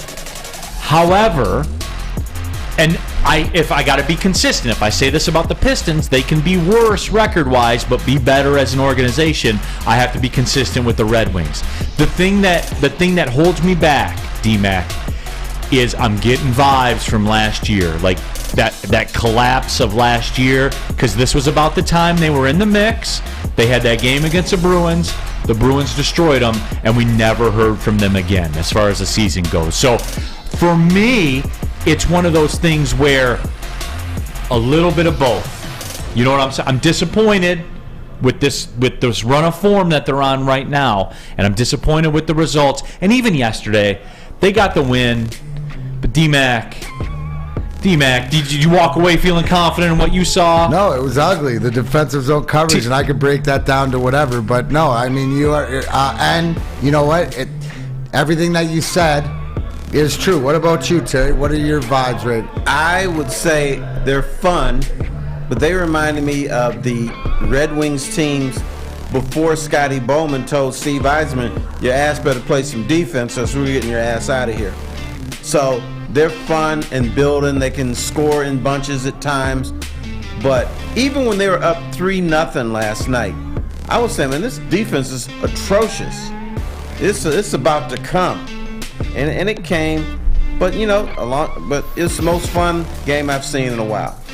All right, let me have a little bit of fun. Okay. And as I alluded to earlier, that I had a few conversations. So 17, 15, and 7, 41 points right now. Last year at this time, 39 games, 18, 17, and 4. Right there. What's that, 40 points? Yes. Okay, it's the same. So you saying at this point of the season is like last year, right? And I went into yesterday, the Wings game, and I went in there with the same mentality that this wasn't going to be the year, but we're better. We have pro players now. It's like, to me, it reminded me of in 1993, to what Terry's saying, my first year, but it's not where we were a playoff team at that time trying to get to the next level. This team, what I'm saying, to be an NHL team, because you have decisions to be made, whether it's contracts, whether it's trade deadline, different things like this. Except pump the brakes and the hashtag Wiser plan comes in, right? Because sure. Steve Eisman, where we look and we all agree is that, okay, we're at the same sort of point we were last year, right at this point. He did not say this to me, but he said this to the person that was having a conversation that I trust very much. Is that the difference between this year and last year? Last year at this time, Steve Eisman said, we're not as good as our record. You look at the Saber metrics or whatever you want, analytics, and we're winning games we shouldn't win. As opposed to this year where he says, you look at this team, we haven't been healthy with the lineup that we're supposed to have the whole year. Not making excuses, except that the numbers are the same sabermetrics that said they weren't as good as they were last year, that the record shows you that they're going to win games right down the stretch, meaning he believes that his team is better and they're about to show you. Pump the brakes. I say that because it got me to go, whoa, wait, what? Okay. And where's the hashtag WiserPlay1919 come in? Because I asked you guys that I just shared that information. Does it change your opinion or your philosophy or where you feel, what you feel about this team? Now, not that everything you're addressing, which we can talk about, needs to be addressed, but in the whole picture of things. Yes, that is factual. I do agree with that. And you have to. And look, when we talk about these defensive lapses, and while it's disheartening, look at the players that are out. Right? What do they all have in common? It's a lot of goals right there. A lot of goals. Right? A lot of goals right there, which means what do you have to score goals? The puck. You have to have the puck. You have to have the puck. You know what I'm saying? Which leads to different things. Absolutely. So, yes, that is accurate, obviously. Yes, I agree with Steve Yzerman in that respect. So does that give you, Terry, does that give you further To me, it makes me want to pay attention a little bit more. What is he telling me? How can I see it? Because right now, am I supposed to believe the young man just because, like I said, it's a hashtag Wiser playing faithlessly like I do? When I eyeball this team, I think this is a team that's 10 points better than last year. I would be wrong, but so in other words, yeah, I think there is a great chance that they could surpass last year. Because last year, I have to remember, last year they started pretty good and then they just kind of fade. I'm not certain this team has a staying power over 82 games, but they're going to be better than what happened last year.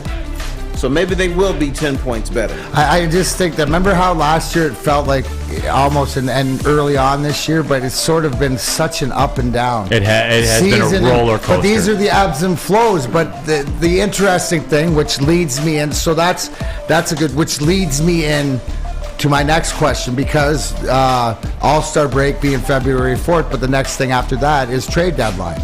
Now there's some questions that need to be answered, but the first thing is right now, 39 games in, where you're at, what you're trying to do. Are you more of a buyer or are you more of a seller right now? It's conditional. And I think 1919, my guess is he views it as conditional too, i.e., what's the landscape? And I'm not talking about like this team and where it's not standings 30,000, right? It's 30,000. What's out there? Who's disgruntled? What would it take to get player X? How does that fit with us? What are our needs? Where is the value? What about the draft capital?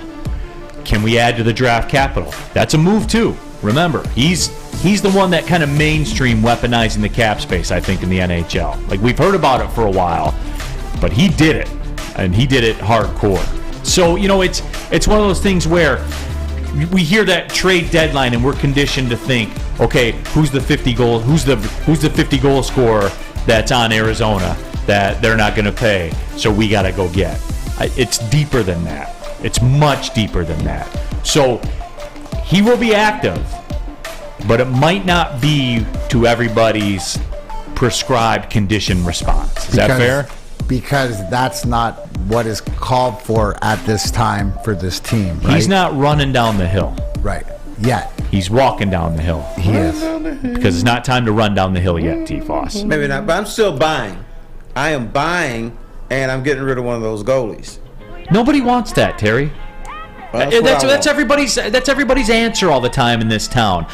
Can we get Lindsey Hunter and Terry Mills? Can we get Tim Duncan for Lindsey? No, that's not realistic. No. I'm not trading the goalies to get. I'm just want one of them gone. I can do that at any moment. Right. I can do that at any moment. Thanks for your services. Let me shake your hand. Get the hell out of here. So yeah, but you're not and getting then I anything. would add someone from Grand Rapids, but I would also buy. I want another forward or another defenseman. I don't want 3 goalies the whole year. Now, I think everybody shares that sentiment, but you ain't getting nothing for that in the market. I'm sorry, DMac. I can tell. I know this is no. Neil, you misunderstand. I'm saying get the hell out of my building. So that you're talking addition by subtraction. Right, I ain't getting anything for you. But get out of here and walk the streets of Detroit. Well, you and I are going to be over at Birmingham Pub drinking bourbon by ourselves because I know this is a very Ned-friendly chat thread right Eagle here. Rare. It's a killer, isn't it? Yes. All right, sorry, DMac. No, you're good. You're good. How about moving forward and stuff like this when you're going to address what is the one thing? Obviously, I've sat up here for the last couple weeks and we're talking about possessing the puck to either score goals or to keep it out of your net and face-offs and stuff like that, which has been improved. But which is the biggest glaring weakness on this team right now? It's just a number of bodies at the defenseman spot. Capable, like we talked about Perron on the power play. Like that's an NHL body. Right? Is he elite? Is he Ovechkin? No, he's not. But he's a pro. Plays the game for money. You give him a check, he gives you results. That's the way, that's the way professional services rendered. That's the way things work in the professional world. I need more of those at the defenseman spot. There's just a lack of them. And again, like Mo Sider, just think back to 3 years ago how barren that defenseman spot was for this organization. The ghost of Erickson? What's that? You mean Danny DeKaiser and the ghost of Erickson? Yeah, like think about how hey, far because away you know what? that is. Somebody that we haven't mentioned, Simon Edmondson, is still down there developing as one of the Twin Towers and stuff like this. So, yes, Neal, I think, Terry, would you agree? Is that what you would say? Is that defense is their biggest concern about having more? What would you say, Neal? 3 or 4 right now? But again, like Ole Mott has been great. You know, people have been up and down on Sherratt and stuff like this, but obviously they've made an adjustment. You see, put Wallman with Sider. Sider gets 4 assists. You know, ties a club record last night. So, you know, some things positive that way. But is it the defenseman, Terry? I struggle with defense and just special teams in general. And I've struggled with Red Wings special teams for years now. I don't know why they can't figure that out. I went to a practice a couple weeks ago, and that's all they worked on. Special teams and, to Neal's thing, face-offs. And you know what's funny? I've really been checking that out the last couple games. And, like, game to game, they're always winning, like, 53% of the face-offs. Except, like, you know, the second a penalty gets called against them. The second a penalty, they never win the face-off after a penalty gets called against them in their own zone. And then the power play, they have, like, a minute 40 of attack time on a 2-minute power play. Like, it's absurd. And it happens every single time. People talking about enforcers, no. Pete Smith, there is no money in today's NHL for enforcers. Detroit Arrow said need an enforcer. It's not. It's changed. It's not in the budget. It's you need to be like a Tom Wilson in Washington. If only I had someone that could speak on the role of the enforcer in today's NHL. Yeah. That I could ask the question. Do you know what? Can we get somebody? Get Maz out here to get somebody on the phone. Maz can talk about it. Yeah. But there's one thing that's for sure. Right, whether you're an enforcer back in the day or an enforcer today, there's one place that you're going to work out. And it always works out. That's at Planet Fitness, the official studio sponsor of Woodward Sport. The roles were reversed there, DMac. Young man. Thank you. You make me proud. You make me proud. I know. Home of the judgment-free zone. We can work out in a non-intimidating, judgment-free atmosphere for just $10 a month. You can upgrade to the black card. You basically own Planet Fitness at that point. Get access to over 2,000 of them, unlimited guest privileges, hydro massage, all of it. Join today in club. You'll pass a couple on the way home. Just turn in there and join there. Or go to planetfitness.com. It is Planet Fitness, Darren McCarty. Where your fitness is essential. At work and at home, we're there with smarter security solutions. Featuring complete automation with customized alerts and more. For over 90 years, we've been the company that's been counted on to protect what matters most, all with personalized service and care. Right now, for a limited time, receive a free video device plus free installation with a new home system. Guardian Alarm. We protect Michigan. 3 NBA championships. Detroit fans were there. 11 Stanley Cups. Detroit fans were there. 4 World Series wins. Detroit fans were there. And that one Lions playoff win in 1991. Yeah, Detroit fans were there. Woodward Sports, where the fans are. Can't get enough Woodward Sports content? Head over to woodwardsports.com right now for up-to-date sports articles and great entertainment news. We have the best writers, bloggers, and coverage all at your fingertips. Head to woodwardsports.com right now to experience all Woodward Sports has to offer. Back at it, coming down the stretch, Big D Energy, Woodward Sports Network, Neal Ruhl, Terry Foster, Sam Flannel, Spencer Raxter here with you. Happy you are with us on a Wednesday as we power through WoodwardSports.com chat thread. Uper says Michigan owns OSU. Ryan Reeves exists. That's like an anomaly, though. Like it's it's not the norm. It is. That's not the norm. And the number one thing is if you're going to name is the guy that has to be able to skate in this league. Because the game has got so fast and you can't be sort of left behind. So yeah, that's not the norm. But then, also too is that when it comes down to it, he's got to be more of a player than just an enforcer. But you look at the perfect guys, the Tom Wilson that plays with Ovechkin on the first line when he's healthy in Washington. First line guy. That's what I'm saying. Yeah, first line. That's like that's your modern day Probert. That could score goals. To a degree. Yes, exactly. A guy that, being an all-star. Yeah, absolutely. People forget, He's man. like one of my favorite. I question sometimes because Tom Wilson takes it over the edge sometimes, and I think that maybe he can tone it down a little bit and not cost his team as much moving forward because he's been suspended. And I mean, he did. It's live by the sword, die by the sword, right?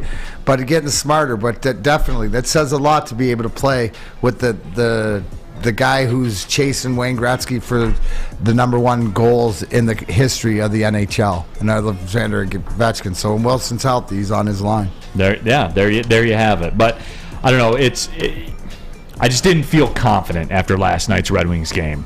It felt the same to me. It felt the same as the losses, if that makes any sense, Terry. I'm sorry. It makes total sense because, once again, when they were up 3-0, I was thinking, uh-oh, this is trouble here. You know what they say? These dudes don't look right. The 3-0 lead's the most dangerous in sports, But right? they didn't lose. They got it done. They did. So now they have a chance to adjust. And Yeah. here's the one thing. The self-awareness of if we're talking about it and everything like that, like Terry said, if he's down there and all he's watching is face-offs, a power play, and PK, well, they're working on it. They just got to get better at it.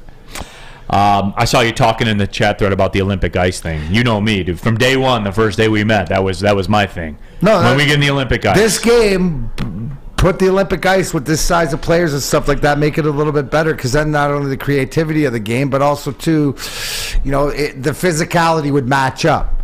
The reason it doesn't match up in a smaller rink is because guys are so big and fast and they're in each other's faces that, the collisions are going to happen. And then, anyways. We didn't get a chance to talk about this, Sam Flannel. Blake Corum announced he's coming back to Michigan. Yeah. I think I brought it up yesterday. Did you? Didn't I bring it up or no? I don't remember. I asked you that yesterday? Briefly. Briefly? I just said I saw that. You're feeling good about it, so. So what's the expectation, Sam Flannel? I mean, the expectation is for the Michigan Wolverines to have the best backfield in all of college football with J.J. McCarthy, Donovan Edwards, and Blake Corum. I mean, you saw Blake Corum, what he did last season before he got hurt, unfortunately. He had over 100 yards rushing in every single Big Ten game, and all but one had over 5 yards per carry. He was the engine of this offense. So having him back, it's a big deal, and almost more for depth as well, because we see what they could possibly have in the hopper without Blake Corum and Donovan Edwards, but we want the best possible team with the best possible players. And I firmly believe that if he doesn't go down, he's in New York. He doesn't win the Heisman, but he's in New York with like a few third or second place votes, because he really was that good. He was the best player on this offense last year, at least the best skill position player. Why wouldn't I want him back? I should feel way more confident about this team moving forward with him. And it's interesting because the people in the WoodwardSports.com chat jumped in, and T-Foss, I'm curious to get your take on this. And some of the first messages were like Hunter Chris says, Edwards to USC, real cream of wheat. That running back room will be awkward. You buy any of that, T-Foss? No, absolutely not. I think Donovan Edwards, and I've met his dad and stuff, they wanted to be at Michigan, and it's going to take a lot for him to leave. I don't think him playing behind Blake Corum is going to have Donovan Edwards say, I'm the hell out of here. And he's committed to that program. He's committed to that school. So is his family. So, no, I don't see him leaving for the portal. I mean, I think the carries, even if they're both healthy, will be more distributed equally. I mean, you saw what Donovan Edwards was able to do at Ohio State in the Big Ten Championship, and he even got over 100 yards in the college football playoff, although about half of it was on the first carry of the game. But still, there's so much talent in the backfield. How can you not be excited? I expect both of them to have over 1,000 yards rushing next year, assuming that they're both healthy. They almost did this year. Wow. So all right, I'm getting some Lions season vibes now. Hey. So they're both over 1,000 yards, and J.J. McCarthy's going to win the Heisman. Hey, I never said that. No. And he's going to break Michigan's touchdown record. Blake Corum and J.J. McCarthy will split the Heisman votes, so they're going to hurt each other. Right. Will they both be in New York? I'll tell you what. I think that one of the three will be in New York next year. That's my expectation. And they will both have 1,000 yards. They almost did this year. Donovan Edwards, I think, finished with 991. So I think this offense is going to be elite again. So we'll see. We'll see what they kind of do if they make it to the college football playoff when they get to that stage. But I think they'll run through the Big Ten again. I really do. This is one of the best duos in Michigan history. But let me check in with you two on this, Yes. all right? Because we've got both sides. Mike G says they will win the Big Ten champs again with an exclamation point at the end of it. I could see that. And then Uper says Michigan owns OSU. This is the year they have to win it all. Of course, because they went there 2 years in a row, and then last year they got upset this past year they got upset by TCU. You can't have that happen again. And especially with Blake Corum coming back, you see the expectations that they'll have. They'll have the best running back duo in the nation. They'll have a quarterback who is the best incoming quarterback in the Big Ten. I mean, that's a lot to bring back. You got a guy like Will Johnson coming back, who I think the sky is the limit for him. I think he's a future first round corner. They absolutely have to win the national championship. Is Michigan a regional program? Yes. As of right now, yes. They have the chance to vanquish that now. Can they not win a game? TCU was supposed to be one of the worst teams ever in the college football playoffs. They beat Michigan. Then played Georgia, and it wasn't even a game. I know. Not even a game. That'll go down as one of the biggest missed opportunities in the history of Michigan football. I do believe they would have gotten smashed by Georgia, but you can't get upset in the college football playoff. That automatically makes, if you get upset in the playoffs, no matter what sport you're in, that's a complete and utter failure. That's expecting to win and not doing it. DMac, here's the thing. Ethan Brown says, I can't expect Michigan to beat Georgia. That's the problem. Again, what do I walk through here telling you when we start getting all up in arms about expectations of Michigan is that you have more expectations than what the fan base does. I mean, and that's unfortunate. So to the point of what Corum and Edwards and McCarthy should be in, it should be national championship or bust for these guys. Right, but no. I mean, if I'm sitting around in the locker room going, "We're coming back together," so the most important thing is the only thing that matters, obviously, is when that Ohio State game comes, to be healthy for that, but being healthy going into the playoffs, because that's what they weren't, to the credit. So I would like to see a healthy Michigan team, full gear, go at it. But reality goes back to what you always said, Neal, about if you can't recruit. And they keep throwing wave after wave after wave at you. How do you compete? Sam, what honest question, because I don't know the ins and outs of Michigan recruiting, but what's that defense going to look like next year? I mean, they've got some pieces coming back. They've got like defensive line. Mason Graham. You saw that. Yes. he's a beast. You've got some guys coming back. I think Ayabi might be coming back. Who's that linebacker? Junior Colson. He's back. Mike Sanders still has already said he's coming back. Will Johnson. I think the defense Junior Colston's still there. Junior Colson's not that old. Really? No, he was a sophomore. I know it seems like he's been there forever, but it does seem like he's been there forever. He's in the 90s. He's not that old. We'll ride off on this one before we go to the break. And this is perfect. This is absolutely perfect from Motown Cool.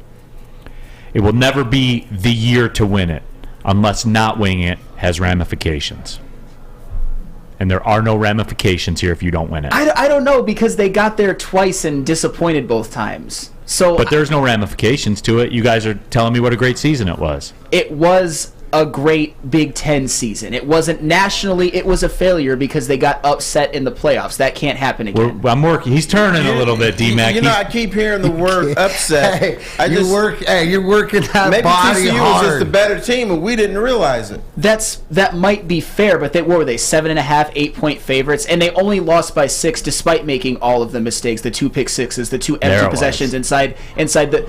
No, if Michigan cleans up any of that, they win that game. They didn't, and they didn't. Favorites, but only lost by 6. Only lost by 6. Well, that's the frustrating thing, is you did it to yourself. I know one company that doesn't come up short. Never, ever. That'd be Alta. At Alta Uptime Matters. Alta Equipment has everything you need to get the job done right. You got a bog project, got some outside stuff, Alta Rent. They got you covered. Call them today, 844-GO-TO-ALTA. That's 844-GO-TO-ALTA. As chilly weather approaches, Big Boy's got the perfect comfort meals for you. Try our hearty classic meatloaf or our creamy Cajun chicken Alfredo. These will be sure to leave you craving for more. How about breakfast?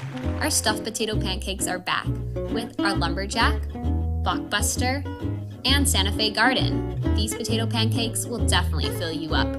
Whether it's for breakfast, lunch, or dinner, come stock up on the perfect comfort meal today. We'll see you soon at Big Boy. We aren't quite sure if they consume more beer or sports. Either way, the heavyweights are here. Live on Woodward Sports, daily 5 to 7 p.m.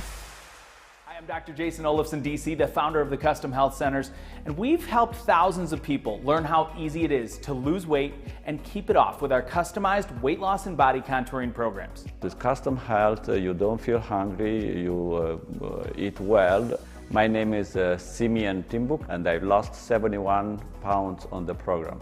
Call us at 844-789-THIN or visit CustomHealthCenters.com for a free consultation and get started for as little as $5 a day.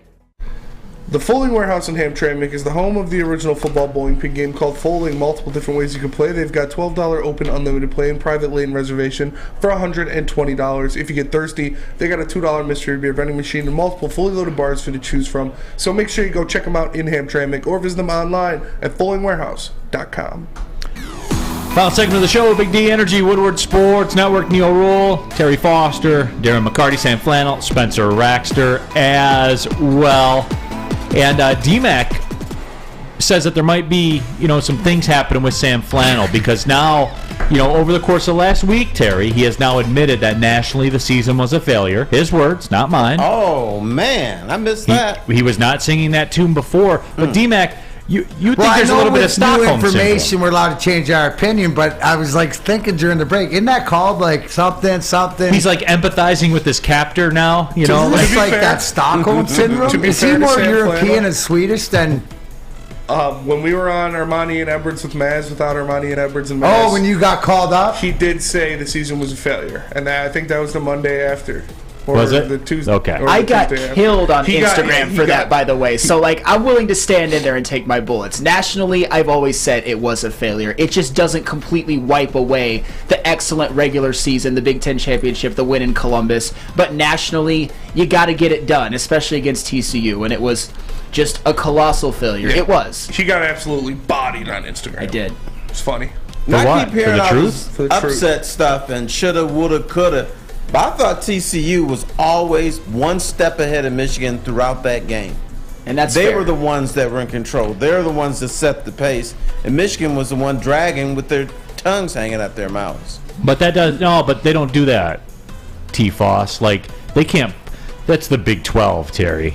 That's junior varsity. Pace isn't a real thing. Number of plays in a game is not a real thing. Right. They don't do that in the Big Ten. But is the bottom line is Michigan, Michigan State, Iowa, Indiana, Wisconsin, any of them, are they incapable of winning a national championship semifinal? Oh, yeah, absolutely. They're not capable at all. Here's a question for Sam Flannel that has been posed on the WoodwardSports.com chat thread, and we haven't asked this, and I can't believe we haven't asked it. Our slippage. Uper says Michigan owns OSU. If Harbaugh leaves, does Michigan regress? I don't feel as happy and optimistic about their future, but I think next year, no matter who's coach, they do have an undefeated regular season and win the Big Ten championship because it's kind of set up that way by their schedule. They play Ohio State at home. I think they'll at least have a really good next year. But going forward, I would be nervous losing Jim Harbaugh. I think the bigger question is, who's the new coach? That has a lot to do with it. That's a bigger question because there's no shoe lock-in, is there? I don't. Well, I know who it won't be. Somebody nationally relevant. They've proven. It's got to be How about in the family. this, Mike Hart? No. Well, I mean that's what I'm saying. So where does that put you? Well, I'm just curious if they're going to get to through all the way through October undefeated. Here's what I find cute. Michigan has beaten Ohio State 2 times in a row, right? Yes. Michigan owns Ohio State. Right. Yet, when Michigan State beat Michigan 14 out of 20 years, at no point would anyone say that Michigan State owned Michigan. They did for a while. Yeah. But you never said it. What's your point, Terry? I said it. It's Michigan math. Well, you would. That's the T-Foss. We learned yesterday. That's that crazy Michigan gorilla math that they use. Crazy Michigan gorilla math out there. Be careful. So 2 years trumps 2 decades. I get it. Depends on your narrative. No, it doesn't trump 2 decades. It's like metric. Obviously, Ohio State in the past 20 years, besides the last 2 years, owned Michigan in a way that no school really ever owned the rivalry. It was embarrassing. It was terrible. But I am gonna be happy though that the tide is turning and Michigan has won the last 2. They beat their ass both times too. That has something to do with it. They're more physical. Real quick before we get out of here, Spenny, your confidence factor in Michigan being undefeated going into the late stages of October, because they have to negotiate the gauntlet of East Carolina, UNLV, Bowling Green, Rutgers, all at home to start. But then it picks up and they go on the road to play at Nebraska. And then they follow that up at Minnesota before returning home to play Indiana. Those are the first 7 games of the, more than 50% of the schedule. Can they do it? Yes, they're going to outscore those opponents by 35. No, I wanted to get Sam Flannel's take. Like, where's his confidence? And then they have their mid-season tune-up against Helen Keller's school for the blind, deaf, and dumb. And the Chicago Physicians. Larry Johnson, UNLV, he's strong inside. Because Michigan's the only school that has easy schedules ever in the history of mankind. Terry, please find that book. All right. Hey, great time, everybody. Great I fun. found Chicago AME. Yeah, great. Terry Foster promising to go through the Michigan football history books. That would be a great segment. I think my wife must have stolen the book because I can't find it. Hey. I've always gone through that media guide.